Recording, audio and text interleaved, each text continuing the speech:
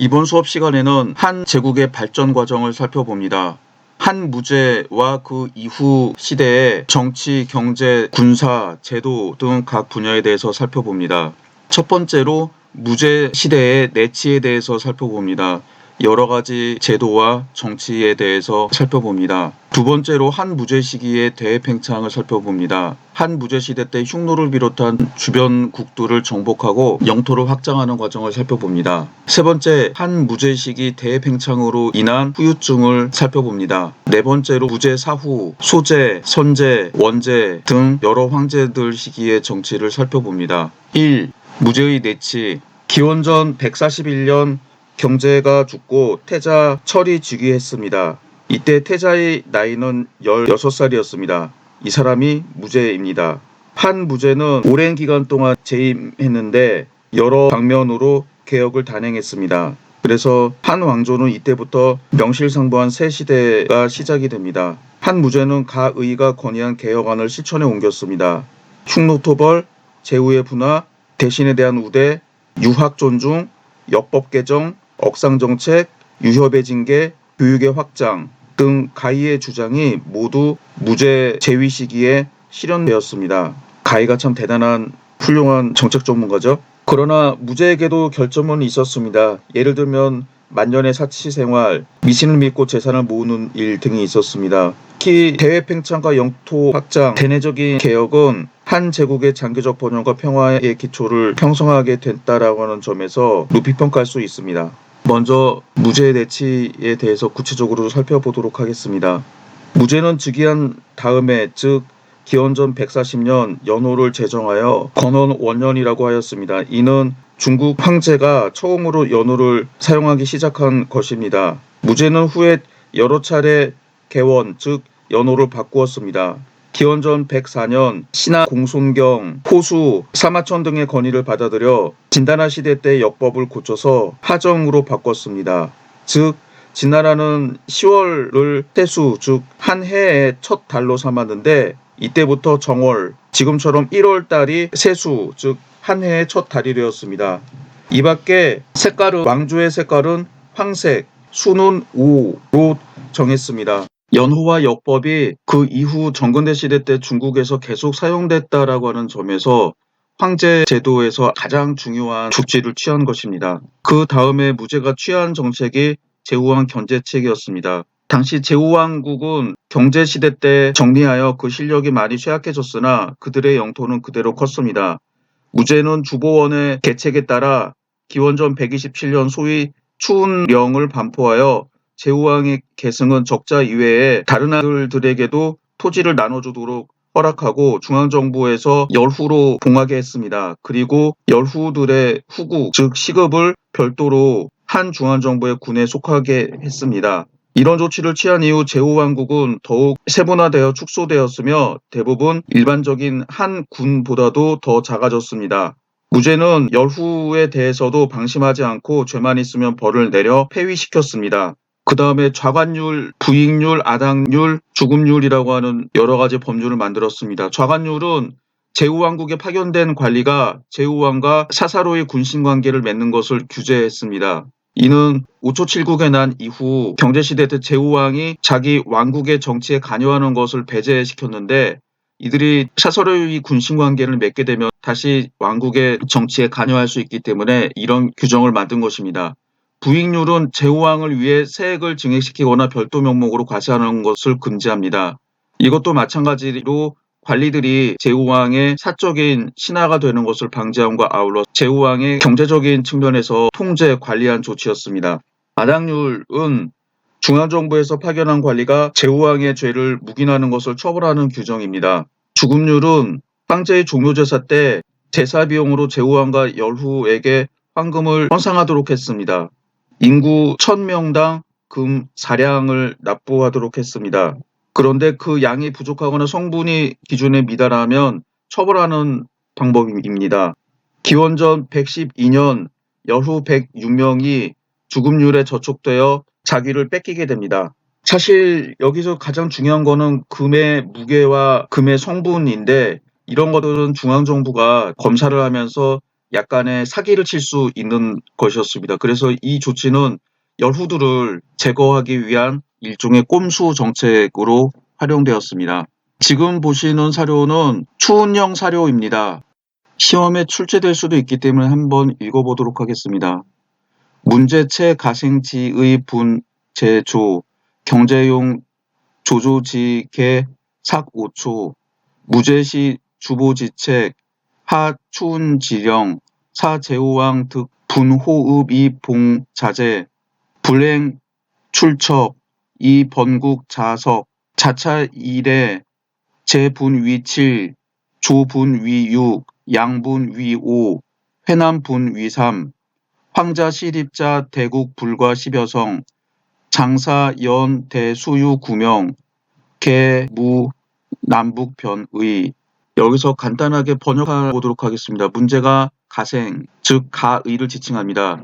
의 주장을 채용하여 제와 조를 나누었고 경제는 조조의 계책을 이용하여 오와 초의 영토를 줄여버렸다. 무제는 주보원의 계책을 시행하여 추웅령을 선포하여 제후왕에게 호읍을 나누어주고 아들과 아우에게 나누어 주고 내쫓지 않으니 번국은 스스로 쪼개졌다. 이후 제나라는 7으로 조나라는 6으로 양나라는 5으로 회남은 3수로 나뉘었다. 황자가 처음 제후왕으로 봉해졌을 때 규모가 큰 왕국은 10여 성을 넘지 않았고 장사, 연, 대는 비록 옛 이름이 있었으나 모두 남북의 변방이었을 뿐이다. 이 사료의 원문이나 혹은 번역문에서 시험 문제가 나올 수 있습니다. 그러니 내용을 대충 보시고 이게 추운형 사료라고 하는 거를 이해하시면 되겠습니다. 다음으로 육아 이념의 채택에 대해서 살펴보도록 하겠습니다. 무제의 정책 가운데 백가, 즉 제자백가를 쫓아보내고 육아, 즉 육아 사상을 채택하게 됩니다. 어떤 개설서 교과서에는 이것을 한 무제 시대 때 유학을 유일한 국가 이념으로 만들었다라고 하는데 사실 이는 다릅니다. 나중에 설명하겠지만 무제는 육아 사상을 좋아했었고 유학자들을 대폭 등용한 건 맞지만 여전히 법가 사상과 법가 출신 관리들도 임명했습니다. 정치라고 하는 게 한 가지 이념과 이데올로기만으로 통치할 수 있는 게 아니었기 때문이죠. 한쪽 황실과 정치자들은 모두 황노학을 숭상해서 무예 정치를 행했습니다. 그러나 무제는 죽기 전 그의 처남이었던 전분과 태자소보인 왕장의 영향을 받아 육아를 좋아했습니다. 그래서 즉위한 후 유학을 애호하는 전분 왕장 이외에 부영, 조관 등 많은 인물들을 등용했습니다. 그리고 기원전 140년 무제는 대신들에게 현량 방정, 직언 극간의 인재를 청구하도록 명령하였고 스스로 이들을 시험하여 그 결과 유학을 배운 동중서 등이 등용되었고 신한 종횡의 학을 배운 사람들은 모두 축출되었습니다. 신한은 신부래와 한비자이니 법가를 뜻하고 종횡은 당시에 외교수를 담당하던 종횡가를 지칭하죠. 무제는 늙은 유학자였던 80여 세 신공을 태중대부로 임명하여 고문으로 삼았습니다. 그러나 무제의 조모인 두태우는 황노술의 신도였기 때문에 이러한 무제 정책에 대해서 크게 불만을 표시했습니다. 그 다음에 왕장, 조관 등은 모두 두태우에게 죄를 지어 자살했고 두영, 전분과 신공은 모두 면직되어 육아의 활동도 이 때문에 큰 타격을 받았습니다. 당시 중한정부에는 아직도 이전 시대에 임용된 박사 70여 명이 있어서 경서와 제자백과를 연구하는 이들이 모두 있었으나 무제는 두태우의 방해 때문에 일어나 할 수 없어서 단지 기원전 136년 오경 박사만을 두어 유수를 제창하였습니다. 오경 박사 가운데 시경 박사는 문제와 경제 시대에 이미 설치되었던 것이며 무제 때 그 밖에 박사를 증원했는데 서, 즉 서경입니다. 예, 예기, 역, 주역, 춘추 공양의 사경이 있었습니다. 다음에 두태우가 죽자 무제는 비로소 정부 안에서 녹을 먹고 있는 육아가 아닌 박사들을 축출하고 더욱 확산시켜 유학은 이때부터 문화의 정통적인 지위를 차지하게 되었습니다. 이 밖에 박사제자원 50명을 두어 해마다 곡과 즉 시험을 실시하여 성적이 우수한 자는 천자를 시위하는 난관으로 삼고 그 다음인 자는 관리에 임명했습니다. 이런 조치 덕분에 육아는 더욱 관리가 될 기회가 많아지게 됩니다. 여기에서 한 무제의 유학 중용에 대한 기록들을 읽어보도록 하겠습니다. 두태우가 승하하자 무한후 전분이 승상이 되어 황제와 노자의 학설, 혁명학파 등 제자백가의 언서를 물리치고 문인과 유학자 수백 명을 초빙했다. 그리하여 공손홍은 춘추로서 일개선비에서 일약 천자의 상공반열에 올라 평진으로 봉해졌다. 그 뒤로 천하의 학자들이 모두 유학에 쏠리게 되었다. 동중서의 현량대책. 지금은 스승마다 추구하는 도가 다르고 사람마다 논의가 달라 그 방향이 100가지나 되고 지향하는 뜻이 같지 않습니다. 이러한 이유로 인하여 황제께서 통일을 유지하는 대책을 세우지 못하고 있습니다. 법제가 여러 차례 변했기 때문에 아랫사람들이 무엇을 지켜야 할지 모르고 있습니다. 어리석은 제가 생각하기에 육예의 학문과 공자의 가르침에 속하지 않는 여러 가지 모든 학술은 모두 그 길을 끊어버림으로써 다같이 세상에 나아가지 못하도록 해야 합니다. 그리하면 사악하고 편벽된 학설이 사라질 것이고 그런 연후에 통치와 기강이 하나로 되고 법도가 분명해져 백성이 무엇을 따를 것인지 분명하게 알게 될 것입니다. 사실 저는 사상의 획일화를 좋아하지는 않습니다. 무제가 유학을 중용한 이후 정근대 시대 중국은 유가사상이 통치하는 시대가 되었습니다. 유가사상의 장점은 많이 있습니다. 즉 중국의 역사를 보게 되면은 통일을 해야 되거나 내란을 평정해야 될 때 혹은 급한 이유 때문에 경제를 발전시켜야 될 때 재정 수입이 필요할 때는 법과 사상이 큰 역할을 하게 됩니다. 그러나 통일된 제국을 유지하는 데에는 육아가 훨씬 더 유용하다고 할 수 있죠. 그래서 양자를 잘 이용하는 게 중요하고 다른 법과와 육아를 제외한 다른 제자백과 사상들도 참 좋은데 더 이상 발전하지 못한 게 상당히 아쉽습니다. 그러나 앞에서 이야기를 한 것처럼 무제가 유학을 현창했다라고 해서 법과가 완전히 망한 것은 아닙니다. 한무제는 여전히 혹리를 중용했습니다. 혹리는 법률을 엄격하게 적용했던 관리들을 지칭합니다. 이 혹리를 중용했던 배경에는 무제가 흉노 정벌하느라 엄청나게 많은 재정을 탕진하게 되는데 그래서 군사 비용을 각출하기 위해서 국가 통제의 경제 정책을 실시하게 됩니다. 혹리들은 이런 정책을 뒷받침하고 실제로 집행했던 사람들을 지칭합니다. 그리고 한무제와 선제 등의 정치인은 내법 외유라고 합니다. 즉 겉으로는 유가사상을 국가의 유일한 이데올로기인 것처럼 포장하지만 실제로는 법과적인 정치도 같이 병행한다라고 하는 뜻입니다. 이와 관련된 일화를 읽어보도록 하겠습니다. 장성한 원제는 성격이 부드럽고 어질었으며 유학을 좋아했다. 아버지 선제가 문법리, 즉 법과적인 관리입니다.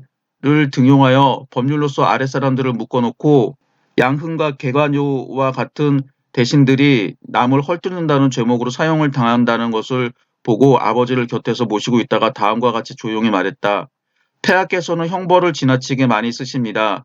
유생을 쓰는 것이 어떠하신지요? 그랬더니 선제가 얼굴색이 변하며 말하기를 우리 한나라에는 우리만의 제도가 있다. 그 근본은 패도와 왕도를 잘 섞어서 쓰는 것이다. 그런데 어찌 덕교에만 완전히 맡겨 주나라 정치를 쓸 수 있겠느냐. 또 소교들은 이 세상에 맞는 것이 무엇인지 알지 못하고 늘 옛것은 옳고 현실을 비난하기를 좋아하니 이들 때문에 다른 사람들이 명시를 헷갈려 하고 지켜야 할 바를 모르게 되니 어찌 맡길만 하겠느냐. 그리고는 한탄하기를 우리 가문을 어지럽힐 자가 있다면 그가 곧 태자이겠구나. 여기에서 보시는 것처럼 중간에 그런 말이 있죠. 패도와 왕도를 잘 섞어서 쓰는 것이다. 이게 내법 외우를 그대로 설명한 것입니다. 여기서 패도라고 하는 거는 법과 사상을 지칭하죠. 원래 패도가 법과 사상은 아닙니다만 왕도라고 하는 거는 유가 사상을 의미하는 뜻이 되겠습니다. 그래서 이후에 중국의 역사는 여기서 보시는 것처럼 겉으로는 유가 사상을 현창하지만 법을 상당히 중요하게 여겼습니다. 그래서 신하들이나 백성들이 만약에 법을 어기거나 혹은 관리들이나 정적들을 제거할 때 평소에는 유가 사상에 관대하고 너그러운 정치를 했지만 정적이나 백성들을 강하게 통치해야 될 때는 원칙대로 법을 사용합니다. 사실 공산당이 통치하고 있는 중국도 마찬가지입니다. 예를 들면은 중국 여행을 가게 될 때 비자를 발급을 받죠. 비자를 발급할 때 조건들을 되게 완화해서 해줍니다. 그러다가 박근혜 정권 시절에 괜히 사드를 배치하는 바람에 중국이 우리나라를 철저하게 짓밟았죠. 그 중에 한 가지가 비자를 발급할 때 원칙적으로 하는 겁니다. 원래 이제 그 전에 봐줬던 조건들을 엄격하게 보고, 심지어는 최근에 이야기를 들어보면은 자기가 중국에서 관광하거나 활동했던 장소와 시간까지도 명시해야 된다라고 합니다. 원래 아마 규정이 그랬을 텐데 처음에는 규정대로 하지 않다가 나중에 엄격하게 규정 잣대를 들이대는 거죠. 이거는 관광 비자뿐만 아니라 무역이라든지 경제, 한류 이런 면에서도 다 마찬가지였습니다. 그래서 중국 애들이 좀 무서운 게 평소에는 법을 안 지키는 것처럼 하다가 뭐 우리나라나 정적이나 이런 사람들을 밟으려고 할 때는 철저하게 지키는 이중적인 모습을 보이고 있습니다. 다음으로 무죄가 한 중요한 전치가 주 자사의 설치입니다. 기원전 106년의 일입니다. 여기에서 좀 길고 장황할 수도 있는데, 주 자사 설치를 설명하는 김에 전한 후한 시대 때 지방 행정 조직을 살펴보도록 하겠습니다. 한초의 지방 제도는 주로 진나라의 군현제를 답습했으나 다른 점은 왕국과 후국을 설치했다라고 하는 점입니다. 이를 일본학자들은 군국제, 중국에서는 쌍괴제라고 합니다. 한초의 왕국은 지역이 넓어서 한 왕국이 몇 개 군을 관할할 수 있었습니다. 왕도가 있는 군에는 내사가 다스리고 각 지군에는 태수를 두고 그 아래에 현과 향이 있어서 보통의 군영과 같았습니다. 내사와 각 지군의 태수는 중앙에서 파견된 왕국 승상이 다스렸습니다. 이 밖에 왕국의 중요한 관리에는 중의가 있어서 군사를 담당하고, 어사대부와 국영이 있어서 소형의 중앙정부와 거의 같았습니다. 5조 7국에 난 이후 한나라는 왕국 승상의 명칭을 상으로 바꾸고 그 밑에 있었던 많은 관리들을 감원했습니다. 무제 이후 왕국의 지구는 대부분 삭감되어 없어지고 한 군만 남게 되었습니다. 왕국의 주요 관리로는 최후까지 남아있던 것이 상과 중의였는데, 상은 군태수와 같고 중의는 군도의와 같았으므로 왕국의 조직과 군의 조직은 거의 비슷하게 되었습니다. 후국의 지역은 가장 큰 것이 한현이고 그 행정장관도 상이라 불렀으나 실제적으로는 현영과 같았습니다. 동시에 열후는 정치에 참여한 사람들이 극히 드물고 받은 조세는 상을 통해서 여루에게 바쳤습니다. 이 이외에 후국의 행정 정부 형태는 현과 같았다고 할 수 있습니다. 후한의 왕후국 제도는 여전히 전한 후기와 같았습니다. 광무초년에 공신을 열후로 봉하고 그 봉토가 큰 것이 4개 현이나 되었으나 그 수는 적었습니다. 이 밖에 광무제 때 공국을 두었습니다. 건무 2년 즉 26년 주의 후예인 희상을 승휴공에, 건무 5년 즉 29년에 은혜 후예인 공안을 은소가공에 봉했는데 봉토는 각각 1현이었습니다. 건무 13년 즉 37년에 공안을 송공, 희상을 위공으로 개봉하고 종실 제후왕 가운데 여러 사람을 공으로 강봉했습니다. 그리고 제후왕에서 공으로 강봉된 사람들도 봉토는 여전히 한 군이었습니다. 건무 19년 즉 43년에 종실에 있었던 여러 공을 다시 왕으로 승격시켰습니다. 이때부터 공국은 송위만 남았으며 한현만 가지고 있어서 후국과 같았습니다. 한쪽 군국의 총수는 진보다 많았습니다.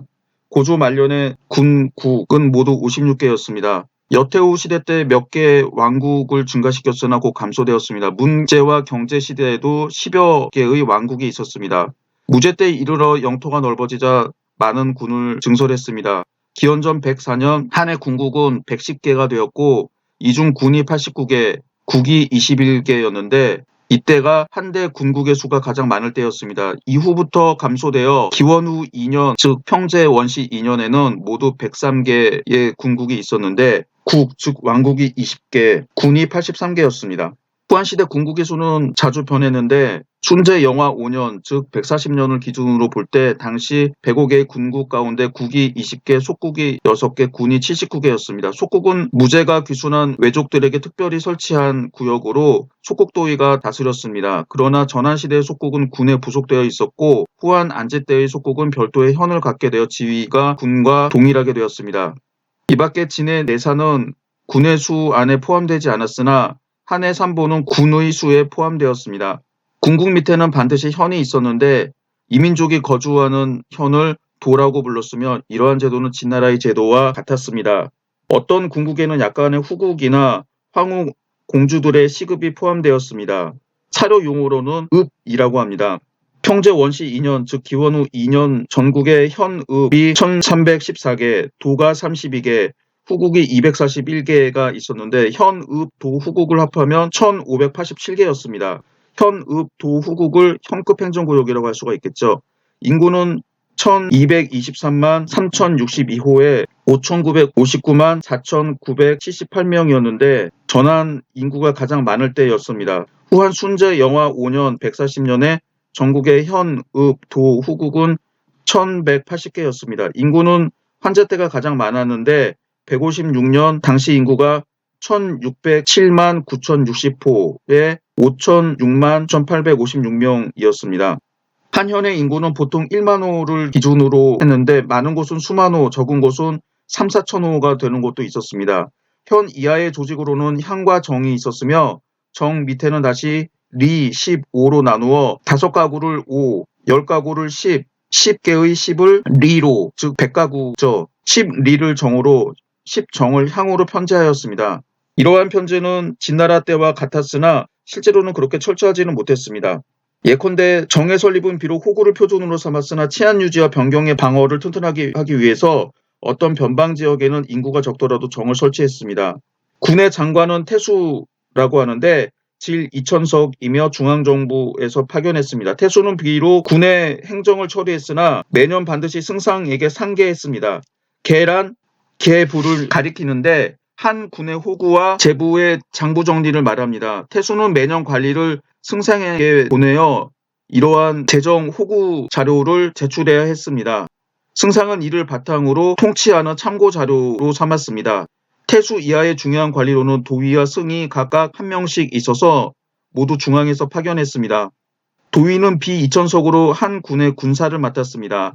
승은 600석으로 태수의 공무 처리를 도와줄 뿐 실권은 없었습니다. 그 밖에 연속은 태수가 그군 사람들을 뽑아 임명하였고 가장 중요한 공조는 군부, 즉 군청의 여러 조를 통할하고 군리의 진퇴와 상벌을 주관하는 권력이 컸습니다.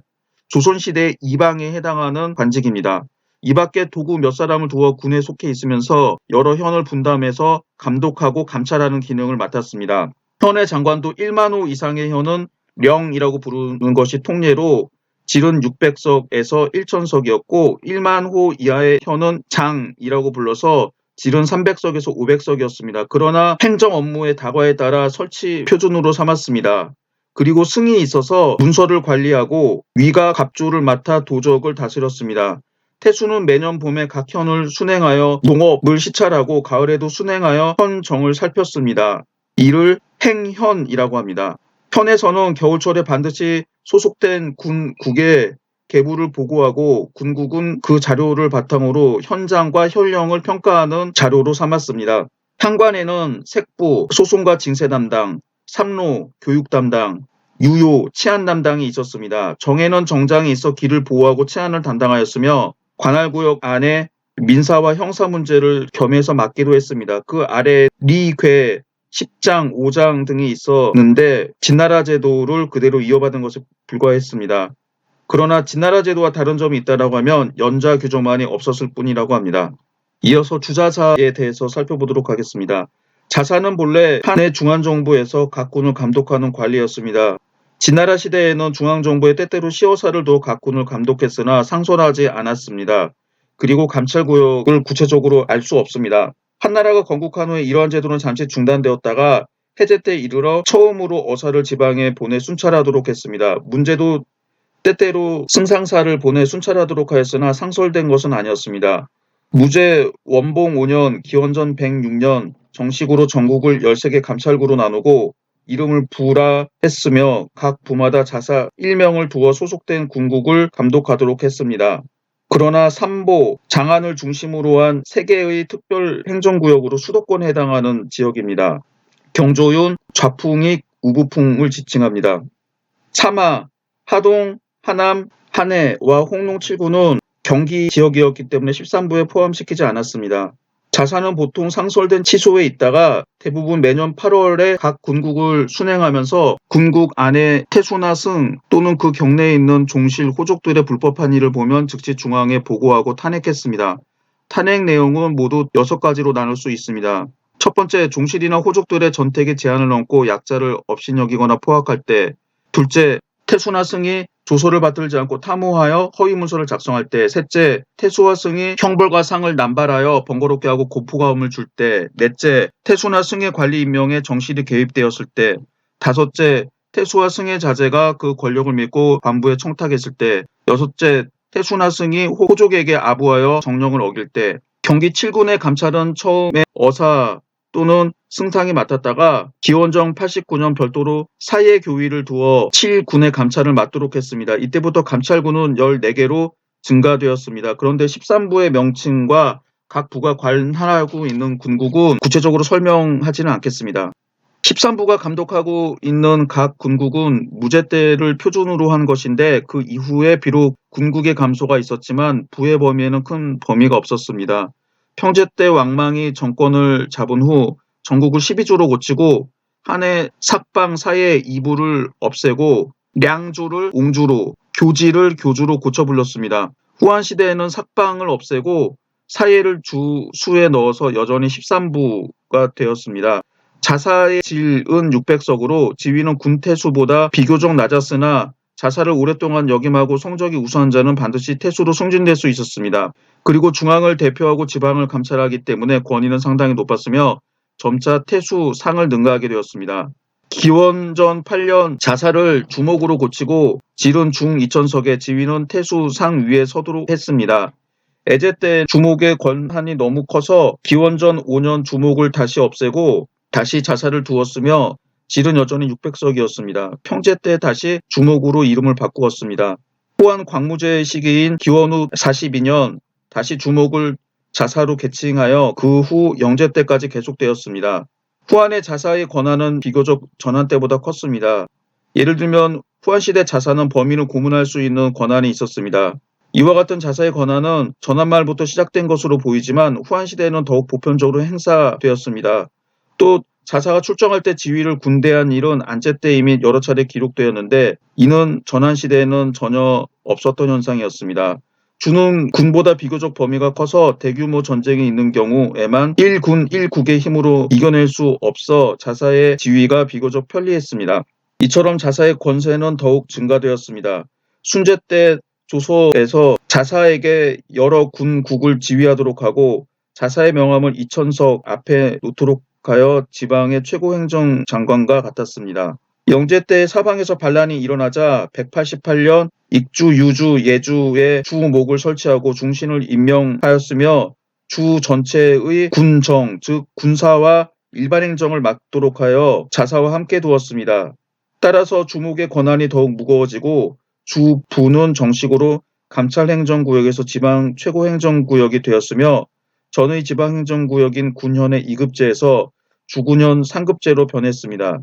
이게 지금 학자들의 통설이긴 한데 중국에 있는 지방행정 제도에서 가장 중요한 점은 가장 큰 행정구역은 지방관으로 두는 게 아니라 감찰구역으로 두는 겁니다. 가장 큰 행정구역의 장관에게 일반 행정과 군사, 재정 문제를 담당하게 되면 이들이 큰 권력을 가지게 되고 중앙정부로부터 독립을 할 수도 있겠죠. 그래서 가장 큰 행정구역인 부 혹은 자사부라고 하는데 이 부는 관할하고 있는 군국과 현 등의 감찰을 맡았을 뿐이지 사실 지방행정은 하지 않았습니다. 그러나 이들한테 권력을 주게 되면서 나중에 큰 문제가 생기게 됩니다. 이어서 무제시대 때 가장 중요한 사건이 내조의 등장입니다. 이는 황제권 강화, 승상과 어사대부를 견제하기 위한 것이었고 상서, 시중, 급사중 등이 권력을 장악했습니다. 여기서 간단하게 내조에 대해서 살펴보도록 하겠습니다. 이 내조가 중요한데 이 내조에 앞서서 한나라의 중앙정부의 제도도 아울러 살펴보도록 하겠습니다. 한나라의 관제는 대체로 뒷나라 때의 것을 답습하여 중앙정부의 최고 관리는 여전히 승상, 태위, 어사대부였고 이를 삼공이라 불렀습니다.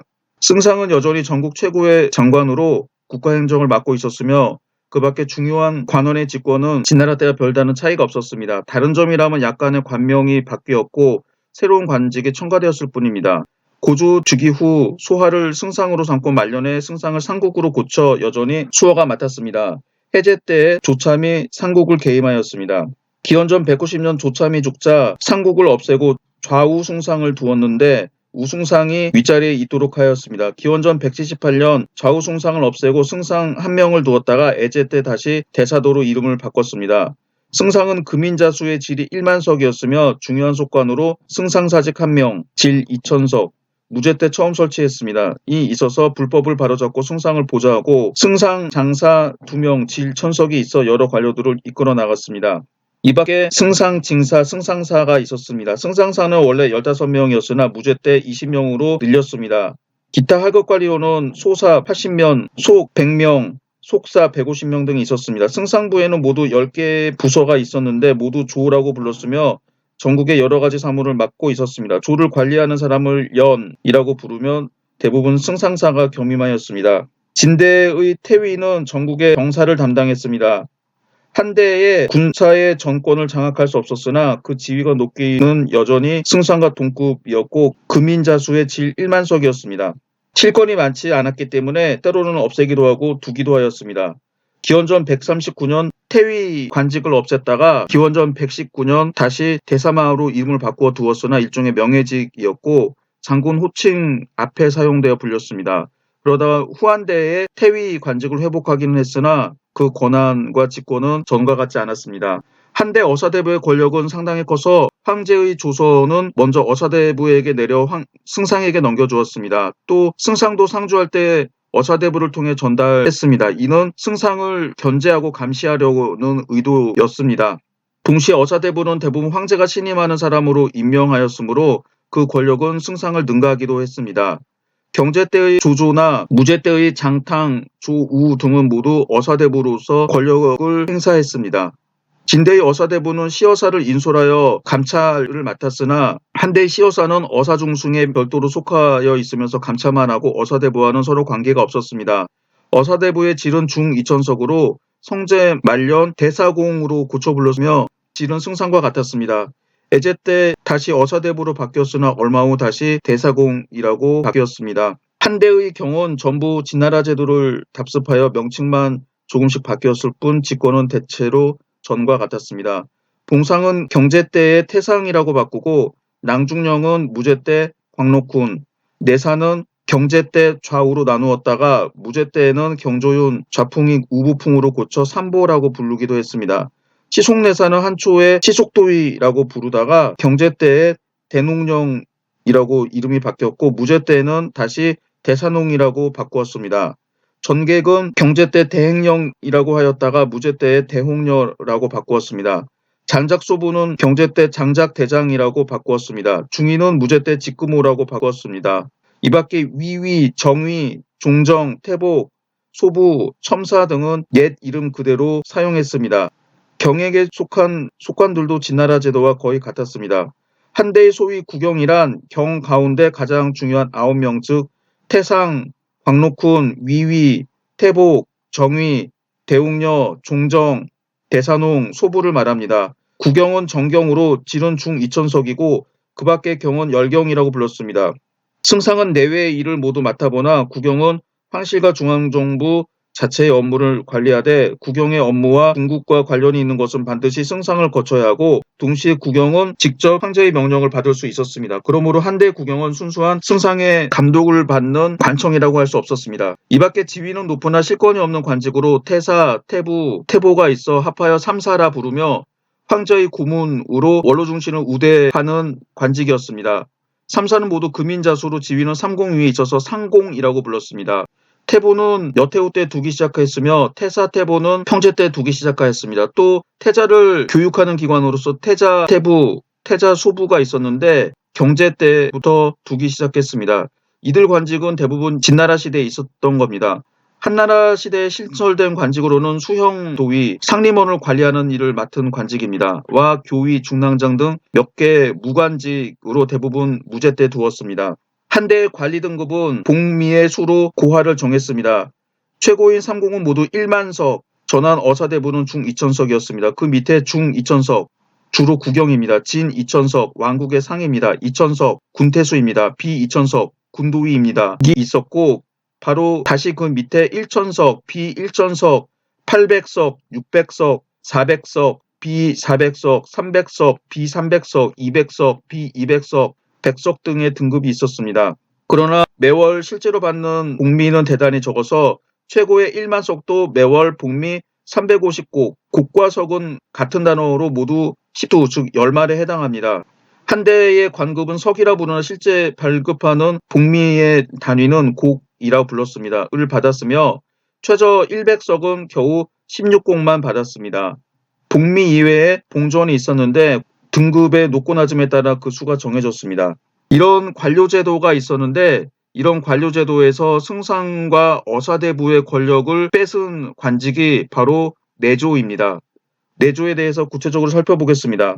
진과 한초의 승상은 비록 전국의 대권을 잡고 있었으나 승상은 황제로부터 위임받은 것으로 반드시 황제에게 책임을 져야 되기 때문에 사실상 최고 행정의 우두머리는 황제였습니다. 이론대로 한다면 황제는 모든 일을 보면서 항상 국가의 대계를 결제해야 합니다. 그러나 황제는 어떠한 사람에게도 책임을 지지 않기 때문에 그가 하는 일의 범위와 정도는 모두 그 본인의 의사와 흥미에 따라 결정되었습니다. 그러므로 진시황제는 모든 일을 친히 결정했으나 이세는 하나도 직접 처리하지 않았습니다. 그러므로 승상의 권력도 그 경중이 같지는 않았습니다.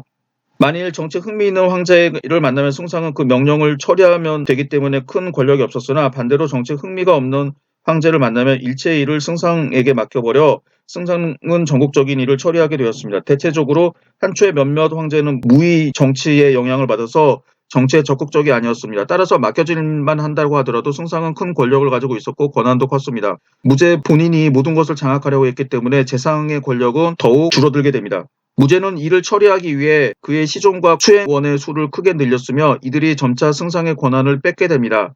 그리고 만년에는 또 일부는 곳을 외정에서 내정으로 옮겼기 때문에 더욱 승상의 중요성이 떨어졌습니다. 한대의 황궁은 전후 양부로 나눌 수 있어서 전부는 성, 즉 소위 외정으로 황제와 대신들이 일을 처리하는 일종의 사무실이었고 후보는 금중, 즉 소위 내정으로 황제 개인이 살고 있는 곳이었습니다. 무제가 내정에서 일을 보자 승상은 지위가 높고 존경을 받는다 하더라도 내정에 불려가기가 불편해서 황제와 승상 사이에는 무형중의 거리감이 생기게 되었습니다. 황제가 국사를 처리하는 데 도움을 주는 사람들은 항상 금중을 출입할 수 있는 일부분의 신하나 항상 황제 좌우를 시종하는 사인 혹은 환관인데 시중, 상서, 산기, 중상식, 급사중의 직함이었습니다. 이들은 더욱이 내조를 형성하게 되고 소위 내조의 우두머리는 무제 본인이었습니다. 내조가 이를 결정한 다음 승상에게 넘겨 처리하도록 하였기 때문에 승상은 점차 내조의 말을 들어 집행하는 집행관으로 변하고 국가의 최고 정책 결정에 참여하는 권한을 잃게 되었습니다.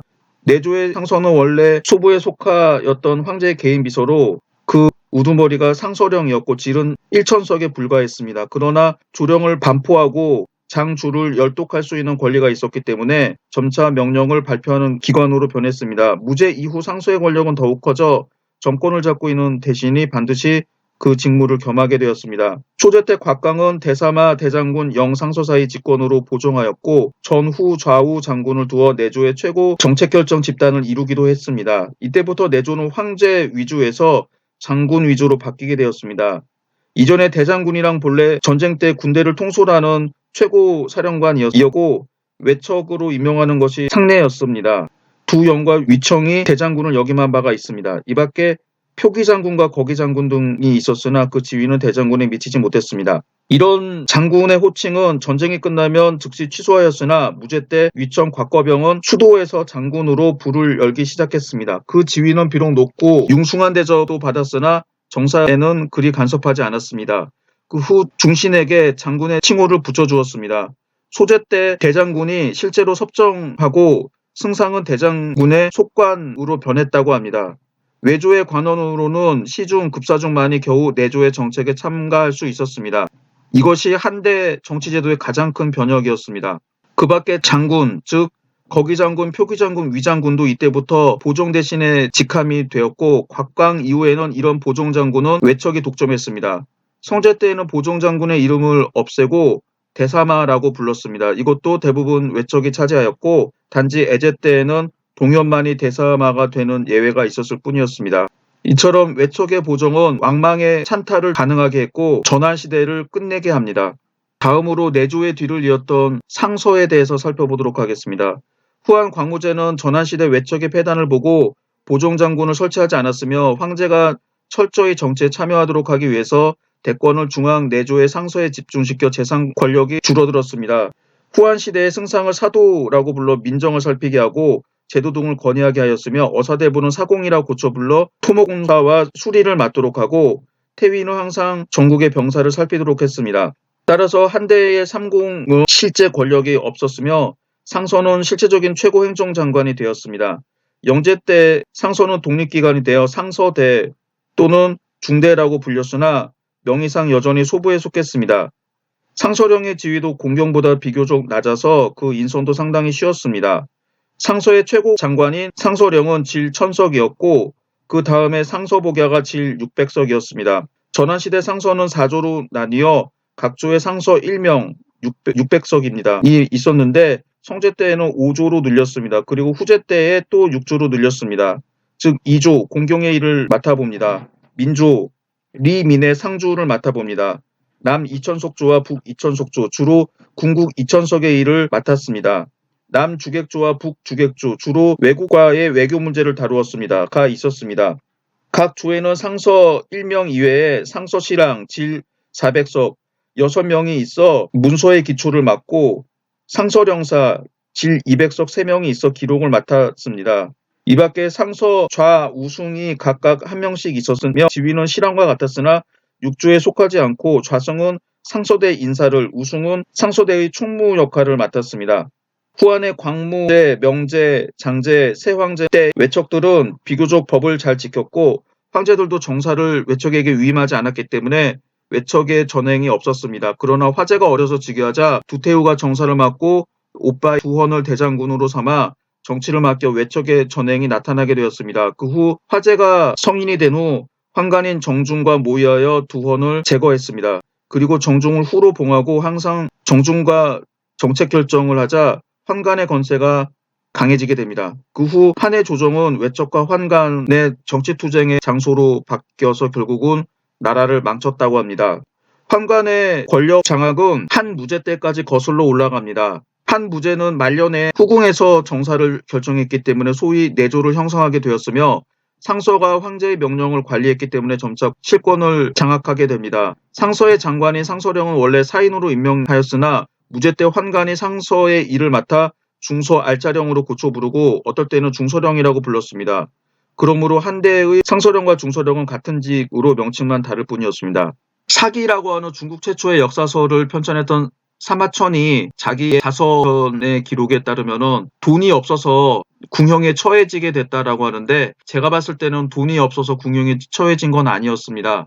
사마천은 역사에 해박하고 문서행정 능력이 뛰어났기 때문에 무제는 일부러 고자로 만들어서 환관으로 만들고 사마천한테 가장 중요한 상서령, 지금으로 치면은 청와대 비서실장에 해당하는 역할을 맡겼습니다. 선제 때 환관인 홍공, 석현이 중서령에 임명되어 국가기밀을 맡게 되자 권세가 더욱 높아져 원제의 대신인 소망지 등을 살해하기도 했습니다. 성제 때 다시 사인으로 임명하여 상서령이라 불러 환관의 권세가 크게 쇠퇴하여 외척이 다시 일어나게 되었습니다. 전환의 환관은 반드시 중서령에 임명되어야 권세를 잡을 수 있었고 후한의 환관은 중상시가 되어야 정치에 참여할 수 있었습니다. 중상시랑 벼슬은 진나라 제도를 답습한 것인데 황제를 시종하는 가장 친근한 관리이며 대부분 환관으로 임명했습니다. 그러나 어떨 때에는 환관이 아닌 사인이 임명되기도 하였습니다. 광무제 때 일률적으로 환관으로 임명했습니다. 그때 중상시의 정원은 불과 4명이었으나 화제 때에 환관의 권력이 점차 커지게 되자 마침내 10명으로 증가되었고 황제의 신임을 받았습니다. 따라서 황제는 이미 행정기관으로 변모하고 도리어 황제와 멀어지게 되었습니다. 판제 영제 시대에 중상시가 황제를 우롱하고 전체 외조를 조종하여 그들의 탐호 불법이 직접 후한의 멸망에 영향을 주었다라고 합니다. 여기서 좀 장황하게 길게 한대 즉 전환과 후한의 내조를 설명을 했는데 이 내조의 변화하는 과정을 보면은 중국 전근대 시대 관료제도를 완전히 이해할 수가 있습니다. 중국 전근대 시대 관료제도의 가장 큰 특징은 내조의 외조화입니다. 한나라 시대에는 이 내조에 해당하는 상서가 처음에 황제의 비서기관이었으나 나중에 권력이 강화하게 되면서 상소대로 독립을 하게 되고 최고 행정기관으로 바뀌게 되죠. 이런 현상이 계속 되풀이됩니다. 원래 상이라고 하는 관직은 전국시대에 있었는데 물론 거슬러 올라가면 춘추시대부터 있었는데 원래 황제 비서기관이었는데 독립해서 재상이 됩니다. 그래서 상, 승상, 상국으로 불리게 되죠. 그런데 이 승상을 견제하기 위해서 어사대부가 권력을 가지고 부승상으로서 황제의 측근으로 활동하게 됩니다. 그리고 이 어사대부를 또 견제하기 위해서 상서가 등장하게 되죠. 그리고 위진남조 시대 때는 이 상서가 상서대 혹은 상서성으로 독립된 행정기관으로 독립하게 되자 다시 황제의 비서기관으로 중서 혹은 중서성이 두어지게 됩니다. 그래서 위진남조 시대에는 중서성과 중서성의 장관인 중서감, 중서령이 사실상 재상 역할을 하게 됩니다. 서진시대 때 순욱은 중서감에서 상서복야로 승진하자 오히려 싫어했다라고 합니다. 직급은 올라갔지만 권력이 줄어들었기 때문이죠. 그러다가 그 이후 남북조 시대에 중서성이 다시 상서성처럼 재상기관으로 승격하게 되자 황제의 비서 역할로 맡게 된 게 문하, 즉 문하성입니다. 그래서 추당시대가 되면 이 문하성이 비록 삼성이라고 해서 중서성, 상서성, 문하성 세 개가 있지만 이 세 개 가운데서 가장 큰 권력을 행사하게 되고 이 문하성의 장관인 문하시중 혹은 시중이 사실상 재상 역할을 맡아서 했다라고 합니다. 당 후기에 한림학사가 두어졌는데 한림학사가 황제의 고문이 되어서 실제적인 황제의 명령을 실제로 작성하거나 이런 역할을 맡게 되면서 권력이 강해지게 됩니다. 그리고 한림학사의 약 40% 정도가 재상으로 승진하게 돼서 한림학사를 내상, 즉 내정에 있는 재상이라고 불리게 됩니다. 그러다가 명대 주원장이 재상제도를 없어서 중서성과 승상을 없애고 내각이라고 하는 걸 두게 되죠. 그래서 문현각, 무용전 같은 전각의 자금성 안에 있는 전각에서 황제가 시키는 대로 문서를 작성하게 했는데 이걸 내각이라고 합니다. 원래 내각에 있는 내각대학사는 정오품 관직이었는데 나중에 정이품인 상서 등을 겸직하게 되면서 권력과 직급이 높아지게 되었지만 여전히 그 황제 비서였습니다. 그러다가 청대가 되면 내각대학사가 정일품으로 승진됩니다. 그리고 옹정제 시기에 군기처를 두게 되면서 이 군기처가 비서 역할을 하게 됩니다. 여기서 보시는 것처럼 중국의 관료제도는 최고 행정기관이 있었는데 이 최고 행정기관을 견제하기 위해서 황제가 비서기구를 두게 되고 이 비서기구가 나중에 권력이 세지게 되면서 정식으로 독립된 최고 행정기관으로 바뀌게 됩니다. 이런 현상이 계속 시대마다 되풀이되는 게 중국 관료제도의 가장 큰 특징입니다. 이를 내조의 외조화라고 합니다. 지금 보시는 사진은 한무제능입니다. 무릉이라고 합니다. 능이 아니라 산처럼 보이죠. 한나라 때 이런 황제들의 능을 만들었는데 황제가 즉위하자마자 자기가 죽을 장소인 릉을 만드는 조치를 취하게 됩니다. 그런데 단순하게 이제 황제의 능을 만드는 것뿐만 아니라 능읍삼인이라고 하는 걸 합니다. 즉 능읍을 건설하면서 백성들을 옮기는 조치입니다. 이는 앞에서도 잠깐 설명했는데 구체적인 사료를 보도록 하겠습니다. 한무제시대 때 주보원의 상소입니다. 무릉을 처음 세워 천하의 호걸 견병의 가와 여러 사람들을 어지럽히는 백성을 모두 무릉으로 옮기고 안으로는 경사 즉 장안과 경기 지역이죠. 을 충실히 하고 밖으로는 간화를 없앨 수 있었으니 이것은 죽이지 않고도 해를 제거하는 방법입니다. 이 주보원의 상소에서 능읍삼인이 의 정치적 효과를 알 수가 있습니다. 즉 지방에 있는 유력한 세력들을 중앙에다 옮겨서 감시하고 제거하는 방법으로 능읍삼인이 활용됐음을 알 수 있습니다. 원제 영광 4년 즉 기원전 39년 능읍 건설을 중지하는 조서를 반포합니다. 자기가 사는 땅에 안주하고 천사를 어렵게 여기는 것은 백성의 본성이며 고육이 서로 붙어 사는 것은 인정의 바람이다. 일전에 유사가 신자의 의에 따라 군국민을 강제 이주시켜 원능을 받들도록 상주하여 백성들로 하여금 선조의 분묘를 멀리 버리게 하고 파산 실업하게 하며 친척과 이별하여 서로 그리워하는 마음으로 집안에 불안한 마음이 있게 되었다. 이 때문에 동쪽 땅은 텅 비게 되어 황폐해지는 피해가 있었고 관중에는 무료한 백성들이 있게 되니 장구의 책, 즉 장기적인 정책이 아니다. 이제 초롱을 만들 때 현읍은 설치하지 않고 천하가 모두 본토에 안주하여 본업에 즐겁게 종사하고 동요하는 마음이 없도록 하라. 그래서 원제 때 능읍 건설을 중지합니다. 사실 이 원제는 앞에서 본 것처럼 한나라를 망칠 수 있다라고 했는데 너무 착하고 백성들한테 자상하긴 하지만 이런 제도가 반드시 국가 특히 지방 통치에는 유리한 것이 아니었습니다. 원제 아들인 성제 때 다시 진탕이 능읍삼인을 주장합니다. 초롱을 건설하는 경사의 땅은 가장 비옥하니 현 하나를 세울 수 있습니다. 천하의 백성을 여러 능으로 강제 이주시키지 않은 지 30여 년이 되니 관동에 부유한 사람들은 더욱 많아져 양전을 많이 차지하고 빈민을 부려먹고 있습니다. 초릉으로 천사하여 즉 강제 이주시켜서 경사를 강하게 하고 제후를 약하게 하는 것이 좋습니다. 또 중과 이하는 빈부를 균등히 할 수 있습니다. 여기서 보시는 것처럼 능읍삼이는 주로 지방의 강력한 세력들을 탄압하고 통제하는 방법으로 활용이 되었습니다. 그래서 부자들을 수도 가까운 지역에 옮기게 되면은 가난하거나 보통인 사람들이 남게 되죠.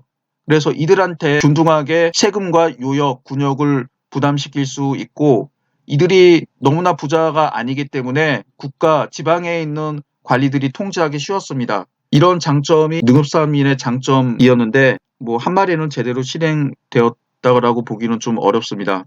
이 한무제의 대팽창, 먼저 흉노에 대해서 살펴보도록 하겠습니다. 일찍이 진 시황제는 흉노가 진나라를 망칠 것이다 라고 하는 소위 망진자 호야의 대상으로서 흉노를 격파하고 장성을 쌓았습니다. 그러나 진말 중국 내부의 혼란 덕분에 흉노를 비롯한 여러 세력들이 다시 세력을 확장할 수 있었으며 남방에서는 남월이 독립하게 됩니다. 흉노는 진 2세 황제 때 점차 우르도스 지방을 침입하다가 초환 전쟁 때에 묵돌 선우가 나타났습니다. 이게 발음이 모둔, 원래 발음은 모둔인데 한학자들은 묵특이라고도 읽고 묵돌이라고 합니다. 저는 여기서 묵돌이라고 발음하겠습니다.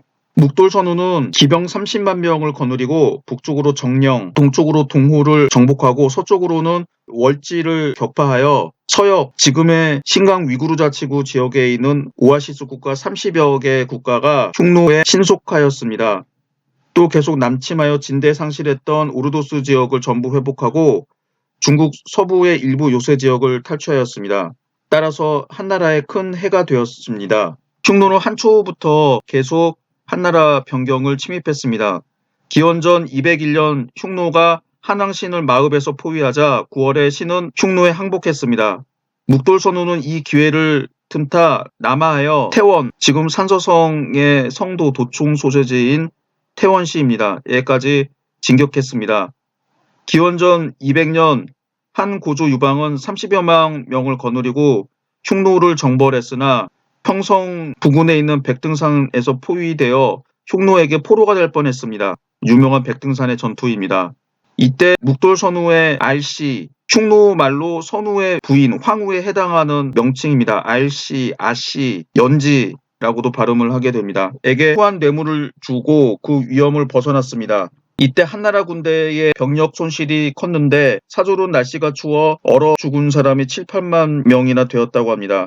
한 고조는 백등산의 전투에서 크게 패한 이후 흉노를 공격하겠다는 생각을 벌이게 됩니다.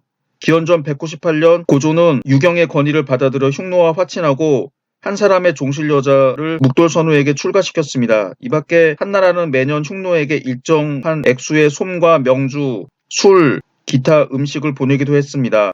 이후 묵돌선우의 침입은 비교적 적어졌으나 이러한 화약은 한나라에게 대단히 굴욕적인 것입니다.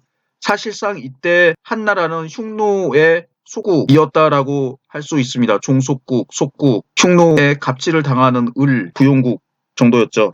고조가 죽은 후 묵돌선우는 한나라를 더욱 무시하고 여태후에게 구혼하는 편지까지 보냈습니다. 여태후는 어찌할 바 모르고 겨우 좋은 말로 거절했을 뿐입니다. 문제 때 한나라는 흉노에 대해서 계속 화친 정책을 취하였습니다. 기원전 173년 묵돌선우가 죽고 아들 계필이 흉노선우의 잔위를 이어받았는데 노상선우라고 합니다. 한나라는 다시 종실 여성을 보내 노상선우의 처로 삼도록 했습니다. 그러나 흉노는 결코 약속을 엄격하게 지키는 관념이 없었기 때문에 여전히 수시로 침입하여 심지어 그들의 기병이 때로는 장안 부근까지 와서 소란을 피우기도 했습니다. 그러나 한나라는 필동적인 방어와 수비에만 전념할 뿐 감히 대규모적인 공격을 하지 못했습니다. 이것은 물론 흉노의 무력이 너무나 강했기 때문이고 한편으로 국내 전국이 안정되지 못했기 때문입니다.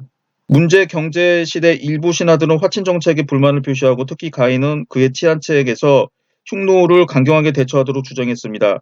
태자가령 조조도 이미 문제 11년에서 12년, 즉 기원전 169년에서 168년 여러 차례 상소문을 올려 흉노 문제를 간언했습니다. 당시 흉노가 여러 차례 침입하자 변방 사람들은 모두 도망하여 한 사람도 없게 되자 그는 정부에서 배작 면죄의 규정으로 백성을 모집하여 변방 지역을 개간하고 또 군사훈련을 실시하여 그들로 하여금 자신의 재산을 위하여 싸우도록 하고 오랫동안 흉노와 싸운 사람과 매년 적정을 모르고 교대하는 수주울과 바꾸도록 건의했습니다.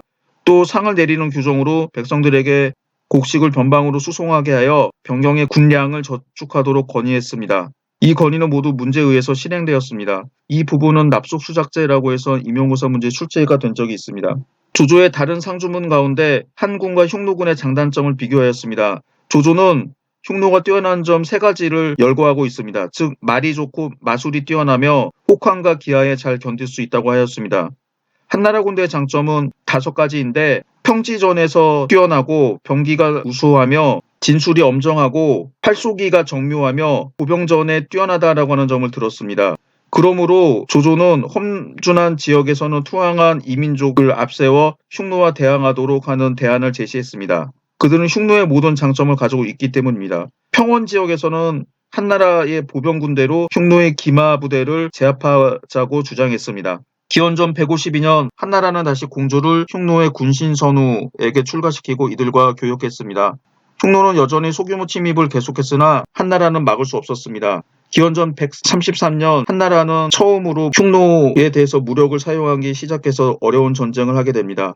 한나라가 흉노에 대해서 취한 화친 정책은 60여 년 동안 유지됐습니다. 무제는 즉위한 후 흉노에 대한 굴욕적인 화친 정책을 다시 참고 견디기 어렵기 때문에 수십 년 동안 쌓아뒀던 국력과 젊은 패기로 흉노를 치기 시작했습니다. 그러나 무제 초기 몇 년 동안에는 쌍방이 여전히 평화 상태를 유지하여 한나라는 흉노에 대해서 여러 가지로 우대하고 무역에서도 흉노에게 최대한 편의를 제공했습니다.